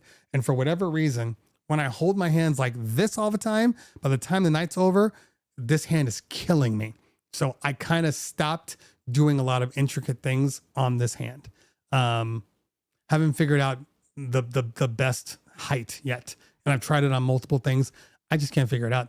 But this was what was causing all the pain in my hand, and I had to wear a brace because it was putting pressure right here, and then it would get sore and tired. And then I couldn't pick stuff up because it was weak. So anyway. But I'm a big fan of scratching. I think it's important. I think these people that are trying to get rid of it, you know what I mean? Like trying to get rid of it, like, oh, you don't need to scratch. Yeah, you do. You don't need to scratch all the time, but you should know how to scratch. You're a DJ. You should know how to scratch. I don't care if during your set, you never scratch at all. You should still know how to scratch. Because every so often, I might be using a controller or something that that doesn't have that ability. You know what I mean? Maybe I'm using like the Prime Go. I'm not scratching on the Prime Go. I was doing a school event on Tuesday, and I went to plug in the Rev 1, and for whatever reason, the audio wasn't coming out. I think it was my RCA. So then I grabbed my my Mixstream GoPro. That was the video I showed.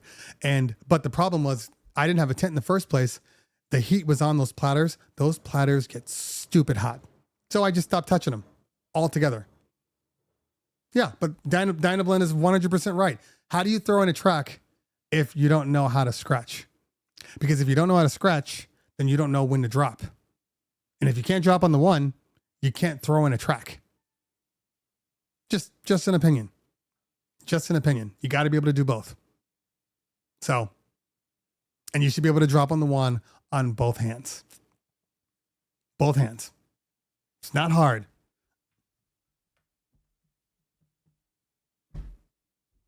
Anyway, to each their own. All right, let's see if we have any questions that I missed or did not answer. Come on, mouse. There we go. Okay.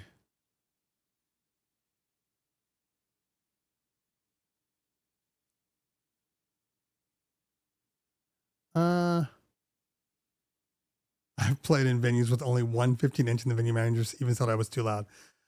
Yeah, that can be a thing.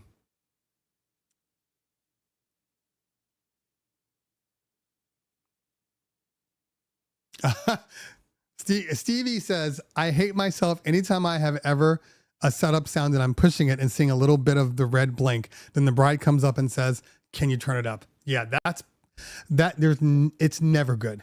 It's never good. That's like being in bed with somebody and they're like, give me more. And you're like, I can't. Like, there's nothing worse than that. So you should have a little more than you need in general. But yeah, you never want to see that. That's embarrassing. That's really embarrassing. Yeah. There's certain ones that are just crap. You know, like I love the Prime Go. I don't love it for I don't love it for like truly DJing. I love it for what it is. But you know, and maybe I'm hoping that whenever they come out with a new Prime Go, I'm hoping when they come out with a new Prime Go that they fix the fader, because the fader's trash. Okay. I've never seen a gap. The gap in the Prime Go is like this. Okay.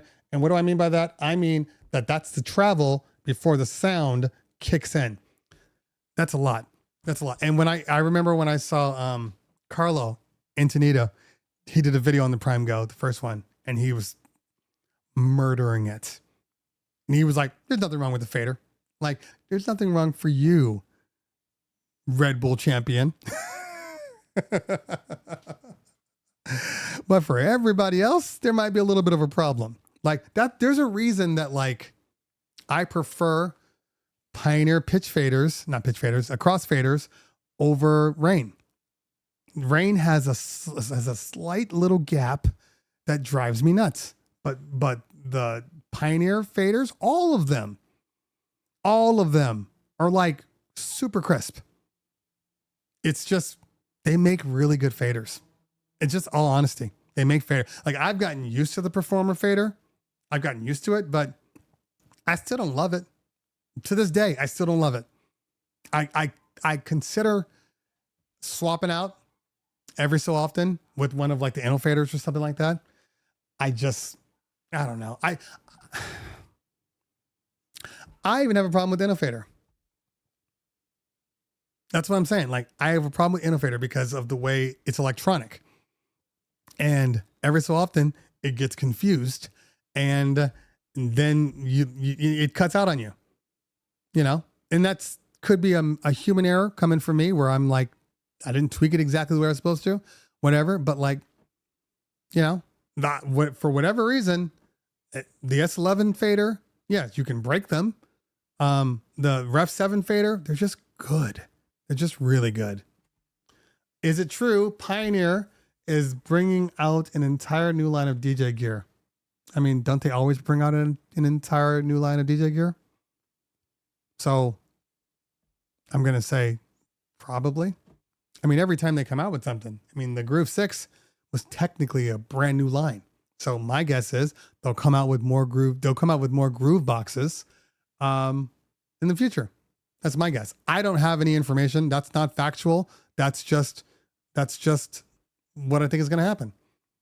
You know, they did the same thing with the Opus. They'll probably do more Opus stuff, but I have not seen it. It seems like every time they come out with a new product, they got to change the name, even though it's the same damn system. Like I've never understood that, but they got to find a way to make it new. But it's weird to me. I mean, it's going to happen in all of them. Now, remember, guys, okay? Paul, I'm just going to tell you what the facts are. If they come out with a whole new lineup, it's just going to be all named Alpha Theta. It's still going to be the same stuff. They're not reinventing the wheel, okay? But maybe instead of the Flex 6 or the DDJ 1000, it's just going to be something else. But it's going to be the same. I mean, okay. Is the Flex 10 in reality any different than the 1000?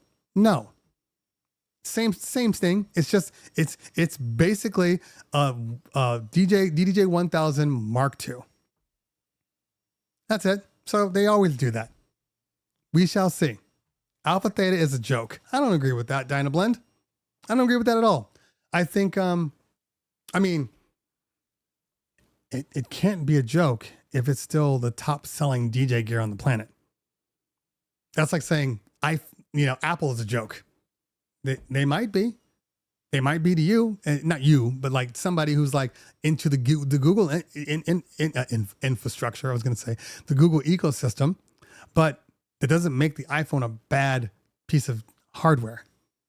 So it just doesn't work for you. I get it. But I don't know. Every time I go into a fader and it's a Pioneer fader, good shit. What are your thoughts on if Denon are going to update the Prime 4 Plus? Well, they have to update the Prime 4 Plus at some point, because we're in need of a new Prime 4. That Prime 4 Plus that they came out with was just to get the Amazon DRM in there. That's it. But there has to be a new Prime because they got to change the body style, because the SC lineup is the future for the Prime series. But the Prime is their flagship, so it's got to be good. So it's going to come. It's going to come at some point. I'm still wondering why they never brought back the Prime 2. But that's just me. Prime 2, in my opinion, was the sweet spot. If they had put all the stuff on the Prime 4 onto the Prime 2, I think they wouldn't have discontinued the Prime 2. But they didn't. They handicapped it for no reason. For no reason. To each their own. Innofader is good when it's clean. Blow it out.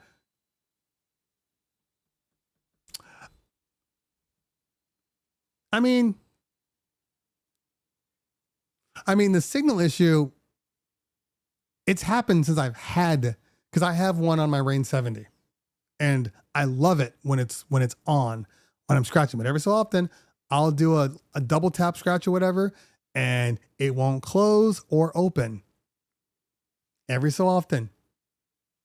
It's few and far between, but it's enough to where I recognize it. And that's not dirt. That's just the way the system works. So we'll see. I don't know. What do I have here? Hold on. I have a brand new in box PNP 3. I don't know which one this works in. Fits Pioneer S series, S3, S7, S9, S11. Oh, upgrade for Pioneer DDJ 1000 and DDJ Rev 7. Huh. I mean, I don't have a reason to change my Rev 7. But the 1000 maybe. I don't know. Maybe we'll see. Maybe I will swap out the. I don't think this works for the Performer. I think you need the Mini for Rain products. So I'll have to see. I'll ask Squeezy what he recommends. Prime less heavy. The Prime 4 less heavy. I mean, yeah, but then again, the AZ is heavy. It's sitting in that all-in-one category. Nothing as heavy as the Opus Quad. So I think if you're using it, you're using it. You know what I rarely ever see though? A Prime 4 in the wild.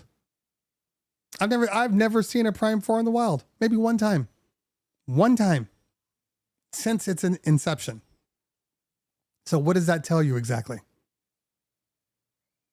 I Well, it tells me that it's too damn big and heavy, and people are probably leaving it at home. That's what it's telling me. And then they're bringing a Mixstream Go out to go along with it. But yeah, I don't know. Is Reloop fading away?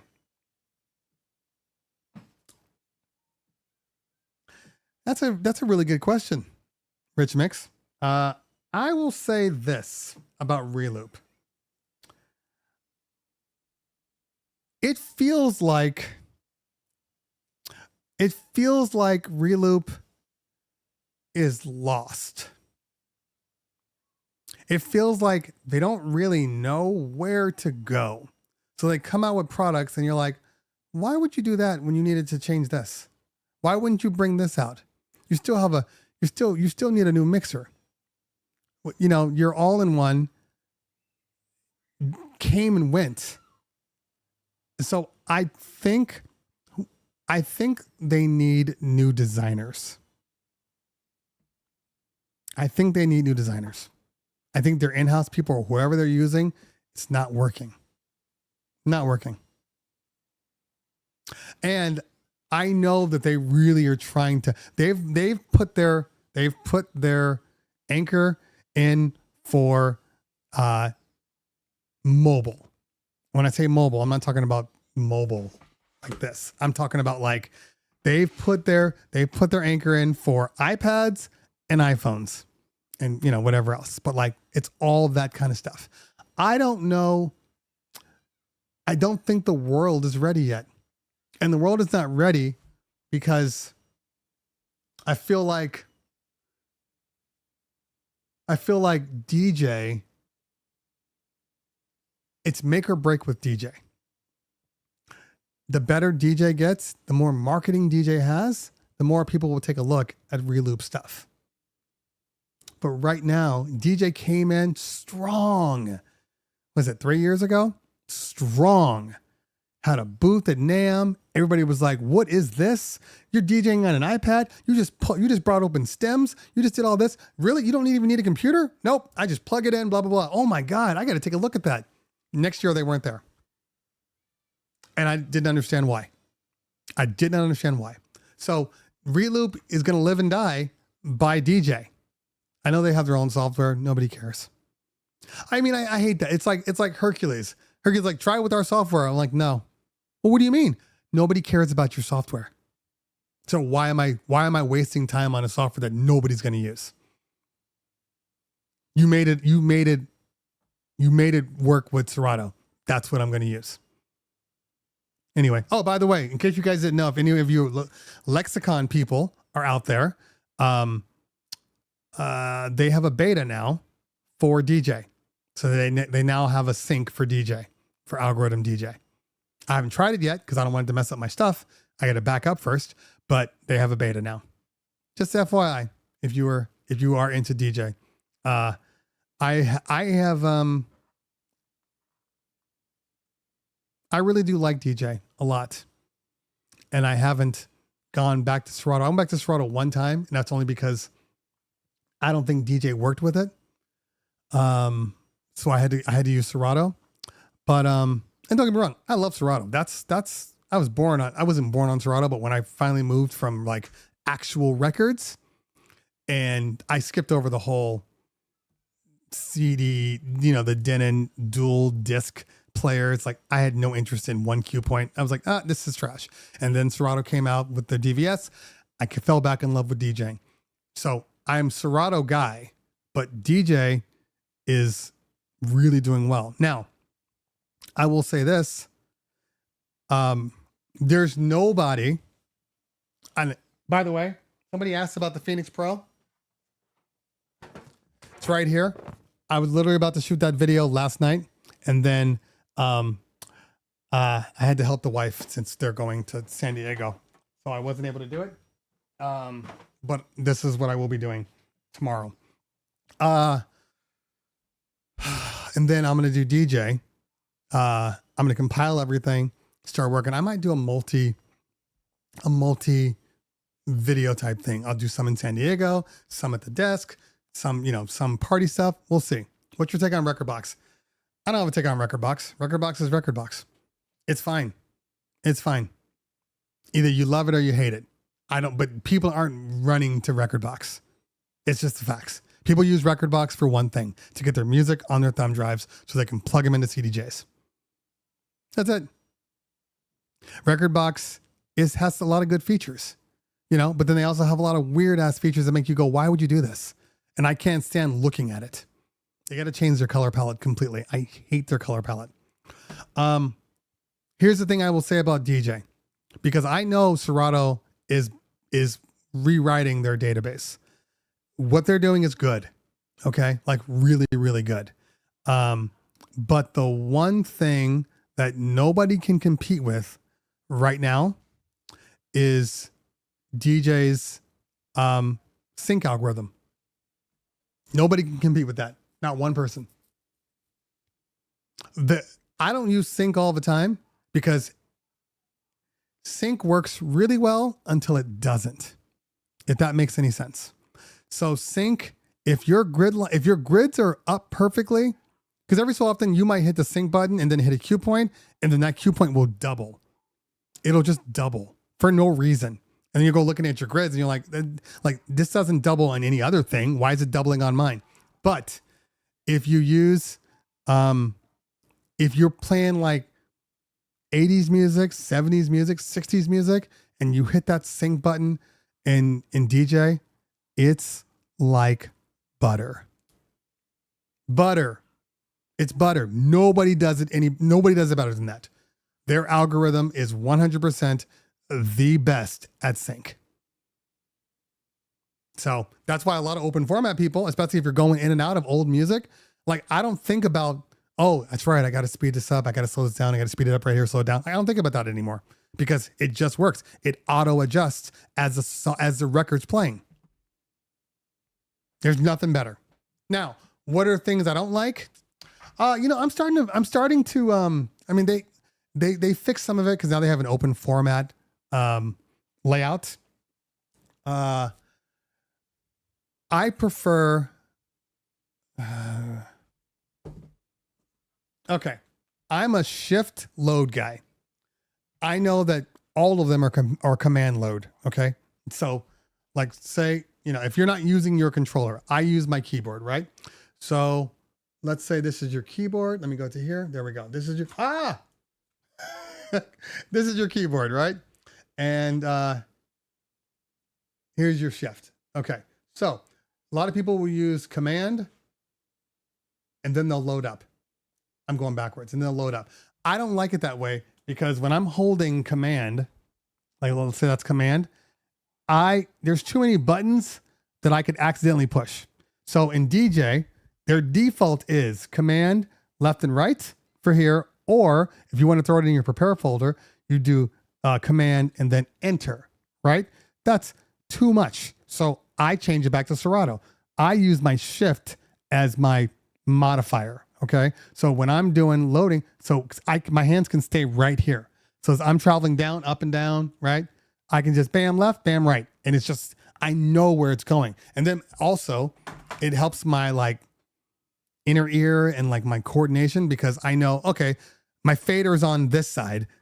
I can move it to that left side. This way confuses me more. And then command P for prepare folder. Their command enter is too close to shift and all that other stuff. So I prefer that, but to each their own. The modifier is working. Every so often when I do the modifier, when the Rain Performer is plugged in, it won't let me override it. Weird. And then also if you're using the iPad version, you don't even have to hold shift down. You just hit the left or right and it'll load to those decks, which is kind of scary in a certain way because it's really easy to just accidentally bump it. But it's good. It's good. DJ's good. DJ's good. In all honesty, I'm inching closer and closer to using DJ exclusively. It has some screen problems with the Performer, but hopefully being worked out. There's also still some delay with stems. So here's the thing. It's very, very weird. There's because I know that a couple people on there are like, there's no delay. I have a delay. I have a delay with Performer. It's very weird. I'm like, why do I have a delay with the Performer? But there is a noticeable delay with Performer. But like if I'm in my iPad and I hit the stems, it's instantaneous. But on the Performer, drags. I got to see, it was doing it with the Rev 7, but I think it's a controller issue because if you're using just via the software, it seems to work just fine.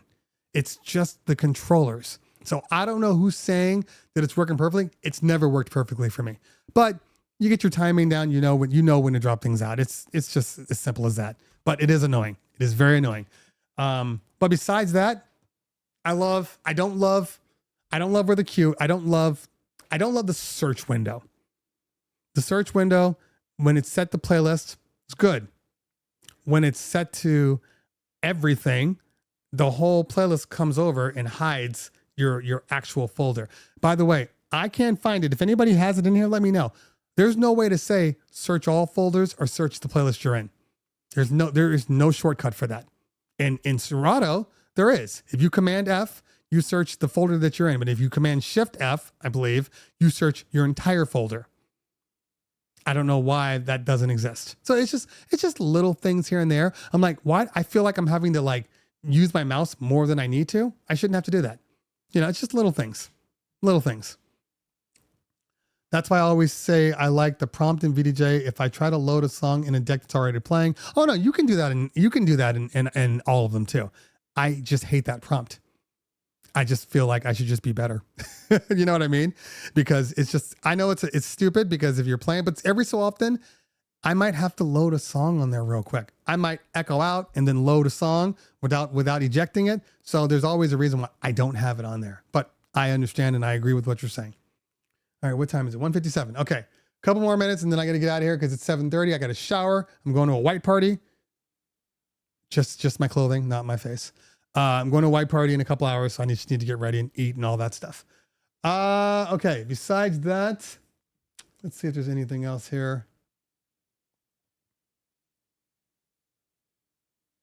Everyone should be matching by ear. Okay. So Ernesto, I'm gonna add some words to that. Everybody should know how to beat match, but not everybody needs to beat match every song. I stopped doing that. There's no reason. Who am I trying to impress by beat matching when I know that I can? You get what I'm saying? So obviously, if I'm using DVS, you gotta be able to beat match. Like you can't really sync if you're using DVS. Okay. No matter what, it's just the way it works. And Phase has still not gotten smart enough to go, oh, he's syncing. Okay, let me just ignore the pitch fader.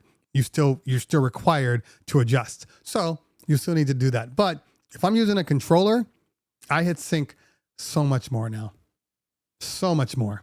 I don't care. I really don't care. But if you don't know how to DJ via ear, then you're not really DJing.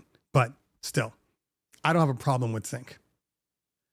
Put tape over the sync button. Yeah, I just have a problem with it. I don't have a problem with it because I know that I can. So if I know that I can, well, who am I trying to impress? It's like, I know how to ride a bike. I don't have to ride a bike everywhere so people can see that I know how to ride a bike because I'm on a motorcycle. I still know how to ride a bike. That's all. You'll be good.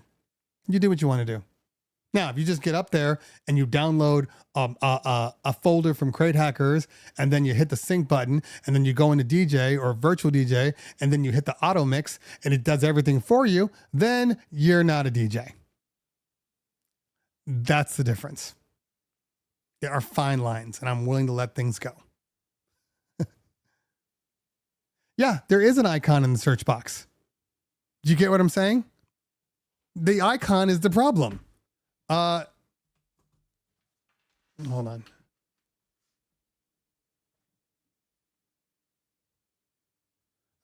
I've been using my 14 more again. Love it. Okay. So, you don't need to see my emails. All right. I love how fast DJ opens up. Okay. So over here, you got your search, right? Search my collection. So if I type in Beyonce, it's going to bring up a box. Here, let me show you my face because I like to see my face. When I bring up Beyonce, it's going to bring up this box right here. Okay. So the box covers it. Now, I no longer can see over here without having to scroll or move it around. And if, let's say I want to see the beats per minute, but I don't want my beats per minute to be here, like I want it to be here, now I got to drag it even more and cover up even more. Okay. But if I just click the playlist, which is now look, this is because I'm in the music folder. So it's going to bring everything Beyonce. Doesn't change anything, doesn't cover anything up. That's a problem. Because if I'm sitting in my crates, so let's say, I'm in my check 1, 2 crate, right? And I'm in my adult list. But then I got to do something that's not in my adult list, right? And I'm like, oh shit, somebody requested a song. Okay, so I got to find something. I don't know, Elton John. See, so now it's covered. But in my playlist, obviously nothing's going to show up. So now I got to click this. What I want it to be able to do is if I want to go into my search right now, I hit Command F, takes me to my search. Okay. So I can start searching right now. It's searching from in the playlist, or searching from the music. But if the playlist is on and I do Command F, it's only going to look in that playlist. Got it? I have no way of saying Command F for search my collection or Command C or something to search for playlist. There's no way of doing that. If I do a Command Shift F, it goes to full screen or not full screen. So I need a hotkey when I know for a fact that I'm going to be searching my entire music list versus the playlist I'm in. Or else I got to grab my mouse, I got to take it over here, and I got to go. I wonder if there's a way. I wonder if there is a way.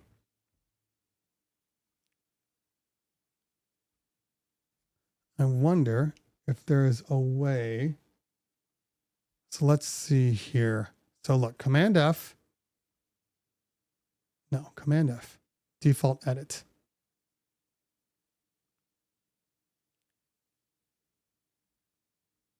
Oh, this is still the old one.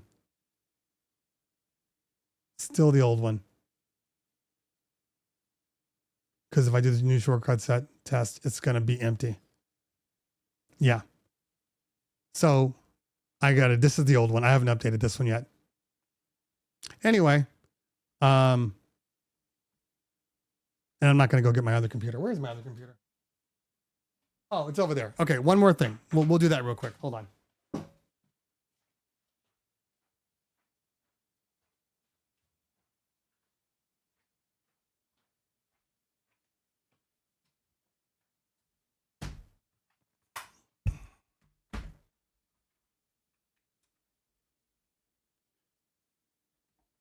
All right, let me see what's on here. Okay. Okay, DJ. All right, so we'll go into settings, shortcuts. Now, if I just type in here, get on here. Open format, CT. There we go. Stop. See, this is another thing that's kind of weird. Right now, by me doing command, there we go. Well, that's weird. Command P brought up my prepare folder. I made that one myself.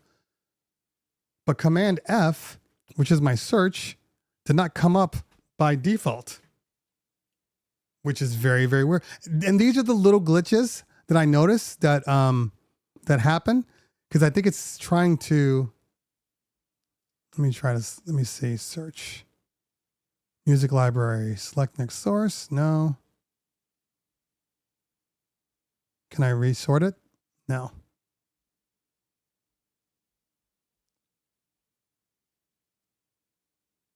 Split library.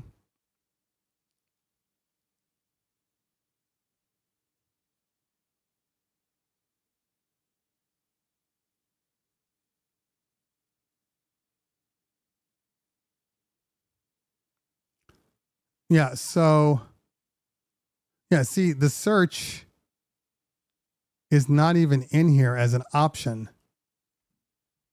It's not even in here as an option. Oh, where'd it go? Where'd I go? Yeah, so it's little things like that, and I'll call I'll call Angelo and say, hey, can you fix this? because it's just little things. It's just little quirks here and there that are a little bit of a problem. Okay.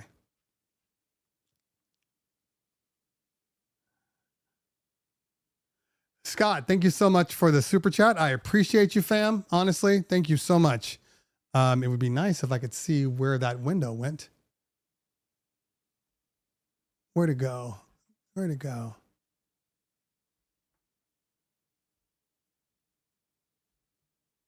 Yeah, oh, there it is. Okay. Yes, thank you so much. I appreciate that. All right.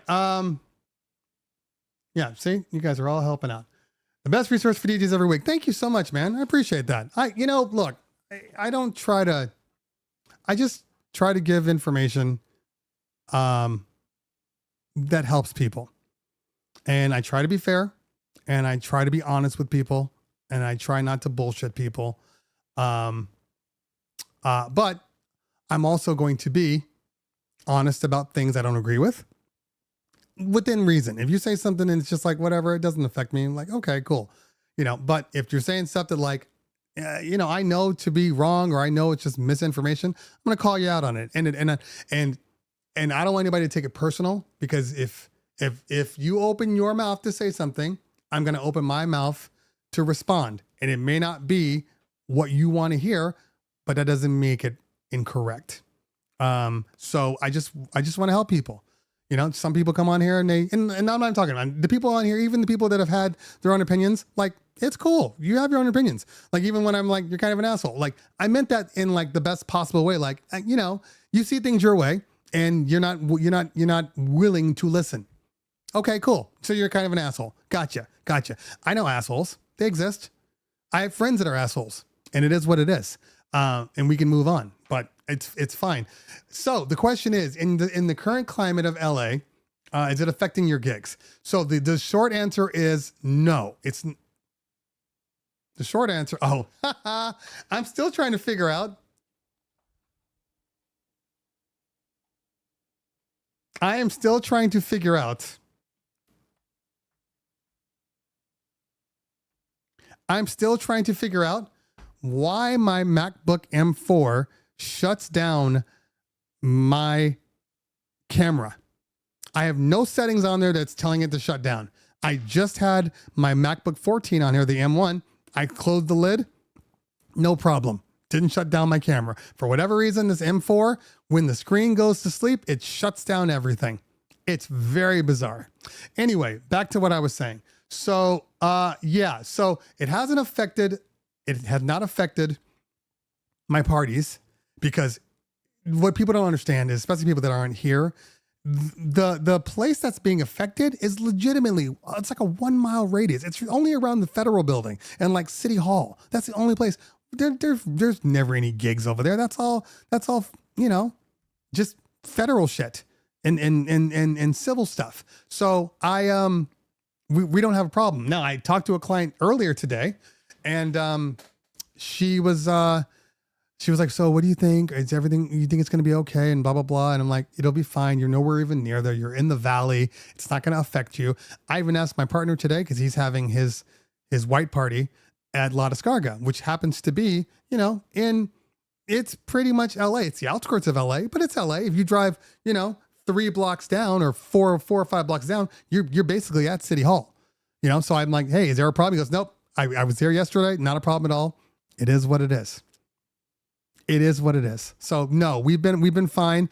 And unless you play Grand Park. Yeah, exactly. We've been fine. And the next couple of parties we're doing, let's see, this weekend. Yeah. One's in the Valley. The other one's in Orange County. The week after, one's in Orange County, one's in Santa Barbara. And then the following week is at Calamigos Ranch. And maybe we're still negotiating, could be in Laguna Beach. So nothing within like deep in LA. Now, had you asked me that a month ago, we had several events in downtown. So I don't know how it would have been, but we're getting close to the end of our season. So we're not having any problems at all. So we should be fine. And then I say that, and then you see in the news, YouTube celebrity Cleveland Terry died today. You never know. It's not overheating. It has nothing to do with anything. This M4 is a beast. It legitimately is a beast. Okay. It does everything and everything perfectly and fast. But for some reason, first off, it's so heavy. This is still heavier than my 14 with a case on it. Like, it's crazy how heavy the M4 is. 16. It's a good computer, but as you've seen, I've started moving over to back to my M1 for everything else. Yeah, so that's the biggest problem. As a matter of fact, the reason why I know that I was in a meeting with Serato, I'm not telling you about all the things, but like they did one thing and then they're like, oh, we're going to do it this way. And I was like, I don't like that at all. I don't like that because another company does that and I hate that. He's like, really? And he goes, that's funny. Mojek said the same thing. And so they went ahead and changed that. So we'll see. So I'm lagging because California, there's a nationwide internet issue. I was lagging like this in my Zoom meetings. They all sounded crazy. So I'm just glad you guys stayed on because who knows? The layout stays the same, but it needs some serious work. If they can get this update in, the update for the database, I think most people are going to be very, very happy. Most people aren't going to want to move, even if the algorithm is great in DJ. Like I'm telling, DJ right now is missing their window. This is their window right now. This is their window. You better be marketing the shit out of it. Get people to move over from from Serato now. And I'm still unsure as to why they haven't partnered up with Pioneer or in music yet. Why don't they have a product that is made for DJ? Oh, and then the multiple fader things, can't do it. Can't do it. There's all these new fader effects. Maybe I'm just old, but it's too much. It's cool, but it's too much. So, yeah. Serato's living off the fact that it comes on their stuff default. If DJ was coming in people's software, pause. Pablo's not even here, and I'm pausing myself. But if DJ was in all these manufacturers' software, I have a feeling a lot of people would not be using Serato. If you had the option to do both, I think a lot of people would not use Serato. Just the sheer fact that you can only stream one thing at a time. You can only stream one thing at a time. The crates not being able to find where files are in your system, what crates they're assigned to. What else? Their library is just terrible. I still want searchable crates, and I always thought DJ had searchable crates, but they don't. DJ needs searchable crates too. Rekordbox just came out with searchable crates, which is a godsend. And it's just a matter of time. Anyway, okay. Exactly, Mac Attack. Exactly. Oh, the fader's moving on the screen. I don't like the fact that you can't remove the fader because I don't need the fader. There's certain things I don't need to see, but they're on there by default. So it is what it is. Lou Primo, thank you so much. Should I take that out of a certain friend of ours, Bill?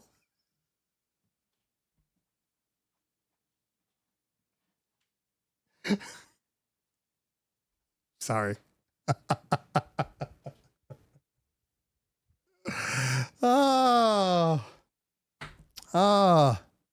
Lou gets what I said. Because I'm still waiting. Anyway, Lou, thank you so much, fam. I appreciate you, honestly. All right. I do have to get going here. 2 hours and 15 minutes. I just expected it was going to be like an hour, but everybody's still on. 82 current viewers. This is great. I kind of like it being at this point because I get different people. So that's nice to be able to see different people and hear different perspectives and stuff. So that's cool. I got to figure out exactly where you can remove the fader, but you can't remove the fader on the computer, is what I'm saying. Hold on, let me make sure.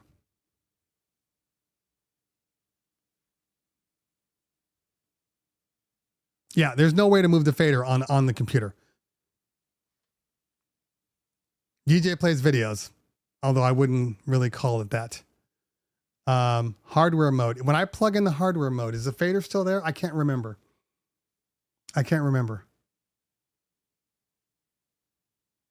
Hold on.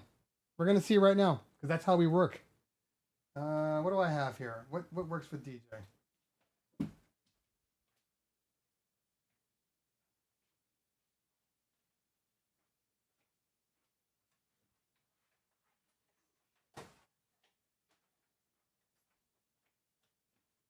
Okay, we got a group 6. I think it's bus powered.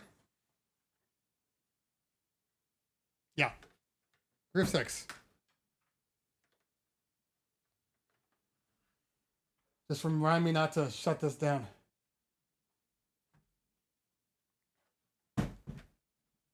Anytime.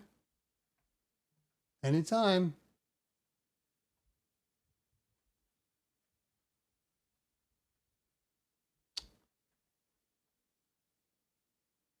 Anytime.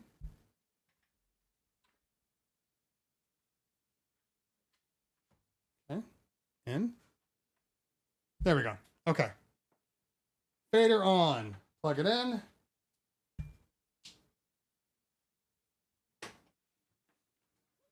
All right, let's allow it. And let's load a song. Hit play. It's working. Load the other song. Hit play. It's working. Fader's still there.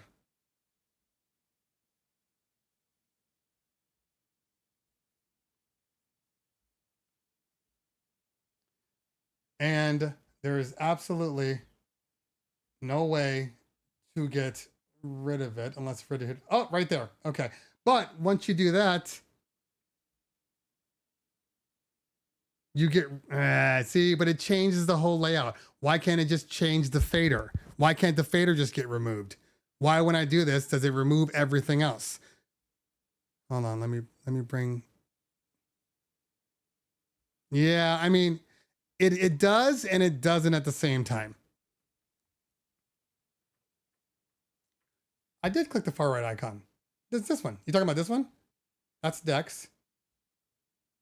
Yeah, I'm in 2 deck mode. Options, jog, vinyl, none. And we're talking about this guy. See, it goes away, but you lose a lot of stuff too when you do that. Yeah. So it's fine, but it changes the layout. Like I like having this quick thing. If I need to just quickly just hit it real quick, I like having that. If I take this away, they're gone. Now I have to bring up Neural Mix, and now I got to do it. I know you can swap this down so where it's only 2 or 3, but yeah, but it's like you're subbing one for the next. That's all I'm saying. So I prefer to just disregard the fader. But it should be an option. I should absolutely be able to just remove the fader because it's not necessary. Anyway, and then the one other thing that I learned. So, by the way, well, it's working. See, the problem is, you see, this is why when they tell me you got to send your gear back, and I say, No, because I use the gear. What do you mean? We got to send it back. Well, yes, but if something else new comes out, I need to compare it. I need to do this. Like legitimately, I need to have the gear. I don't want to keep all the gear, but certain things, need to remain in my possession, or else I can't do these shows because I have nothing to show you. So that's all I'm saying. That's all I'm saying. Like I can get over it, but it's dumb that it's there, especially when I'm plugged in. I shouldn't need to have that. But it's good to know that that piece can be removed, but I'll talk to Angelo and see what they can do. See if there's another option there. Okay. All right. I can't close this computer because it's going to shut down the stream, but I do have to go because it is almost 2.5 hours. I appreciate you guys for hanging out with me. Honestly, sometimes I'm sitting there going, I can't believe that there's, 80, 100, 130 people like just sitting here listening to me. Democrats and Republicans just coexisting. It's nice. It's nice. Nice feeling. Nice feeling. Anyway, I got to run, guys. I will see you guys next. Well, again, we're going to figure out once I get to San Diego and I check the room and I see a couple of days with the way the kids are running in and out of the hotel room and all that stuff, will kind of dictate if I have my show on Thursday or not. If I don't, I will see you the following Thursday, which will fall. We'll still be in June. We'll still be in June. And if I don't talk to you, then I'll talk to you about the multiple parties that I'm doing on that Saturday night, which should be fun. I might even do a gig log. I might do a gig log for that one. I'm just doing an after hours. I'm doing the after hours club part of this party from 10 p.m. to 2 a.m. So I might do a gig log. I got 2 parties. I got a kids party, like a pool party in the daytime. It's dance people that are another dance company. So that we used to be at. So they hired me to do that. So from like 1 to 6, no, 12 to 4, I'm doing that one. And then I get into my car and leave Sherman Oaks and then drive to Ojai for my wedding after party, which I don't have to be there until 10. So, but I need to be there early. Hopefully my roadie can take it and set it all up because I don't really want to do all that. And then I'm actually staying Saturday night into Sunday. And then I have an extra day that goes Sunday into Monday. So I'm trying to get my wife to come up. We'll see how she is. She's it's a long week. So we'll see if she wants to come up. I'm shut down again.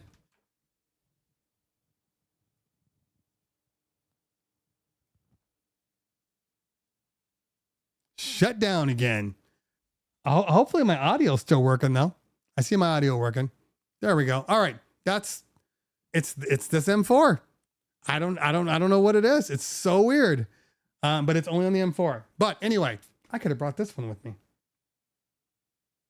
No, because it doesn't have XLR outs on the Groove 6. You see what I'm saying? XLR outs on every product. Every product. XLR outs. Every product. Anyway, has it always been? I mean, I've only had the M4 for like, 3 months. 3 months. So it's been doing that since I bought it. And I went in and checked the power things and the shutdown. There's nothing on there that says, it all says stay awake, even when sleeping. And for whatever reason, on the HDMI and HDMI only, it takes my camera down. Now people are like, well, you have to understand how this works. The HDMI is connected to my ATEM Mini over here. To my ATEM Mini. Stereo DI. I don't need a stereo DI box. It's an HDMI cord. You don't understand, guys.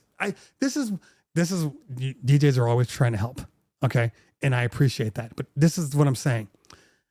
It turns the camera off. I have my camera output going into my ATEM. There's another HDMI for my computer, which is going into my ATEM input. It should not affect the output, and it should absolutely not turn off the camera when the computer goes to sleep. So it's sending some protocol through my HDMI and flipping it off. So I got to figure that part out. Anyway, thank you guys so much. I appreciate all of you. I will see you next time. Phoenix Pro video will come out. I just have to load up the truck for the LED wall at 1, and then I can do the Phoenix Pro stuff probably around 3. So Phoenix Pro stuff, or if I shower and I'm ready to do it, I'll do it here. We'll go out sometime tomorrow or Saturday, and then I'm only working on DJ video for the following week. And as you can see, I have some loves and I have some hates, and it could be eARC. You're absolutely right, Mac Attack. You're absolutely right. Oh, for the Groove 6. Gotcha. Yeah. Or you could just do XLRs that everybody wants. Everybody wants XLRs. Nobody wants RCAs. So, and we know that adding XLRs versus RCAs is pennies on the dollar. Pennies on the dollar. All right, y'all. I got to roll. I can keep talking forever. I'm not going to do that. I'm going to leave. I'm done. I've talked longer than Mission Impossible. So I got to go. I will see you guys next time. Leave a like on your way out. And don't forget, everybody, share the stream. Let everybody know what we're doing here. Even the Republicans. Let them know what we're doing here. Let them know that this is a good place to come and learn and get information and get factual, real world stuff and, honest answers. I would say even more honest than my review videos, because my review videos are going to be very constructively critical. But when I'm just here, especially after I've used something for a long time, I'm going to give you more information, So make sure everybody knows. This I still think that there's a lot of potential for this show. This could be a lot bigger show. We're going to get there. We're going to get there with your help. All right, y'all. I'll see you soon. Have a great weekend. Have great parties if you have any. I will see you soon. Peace out.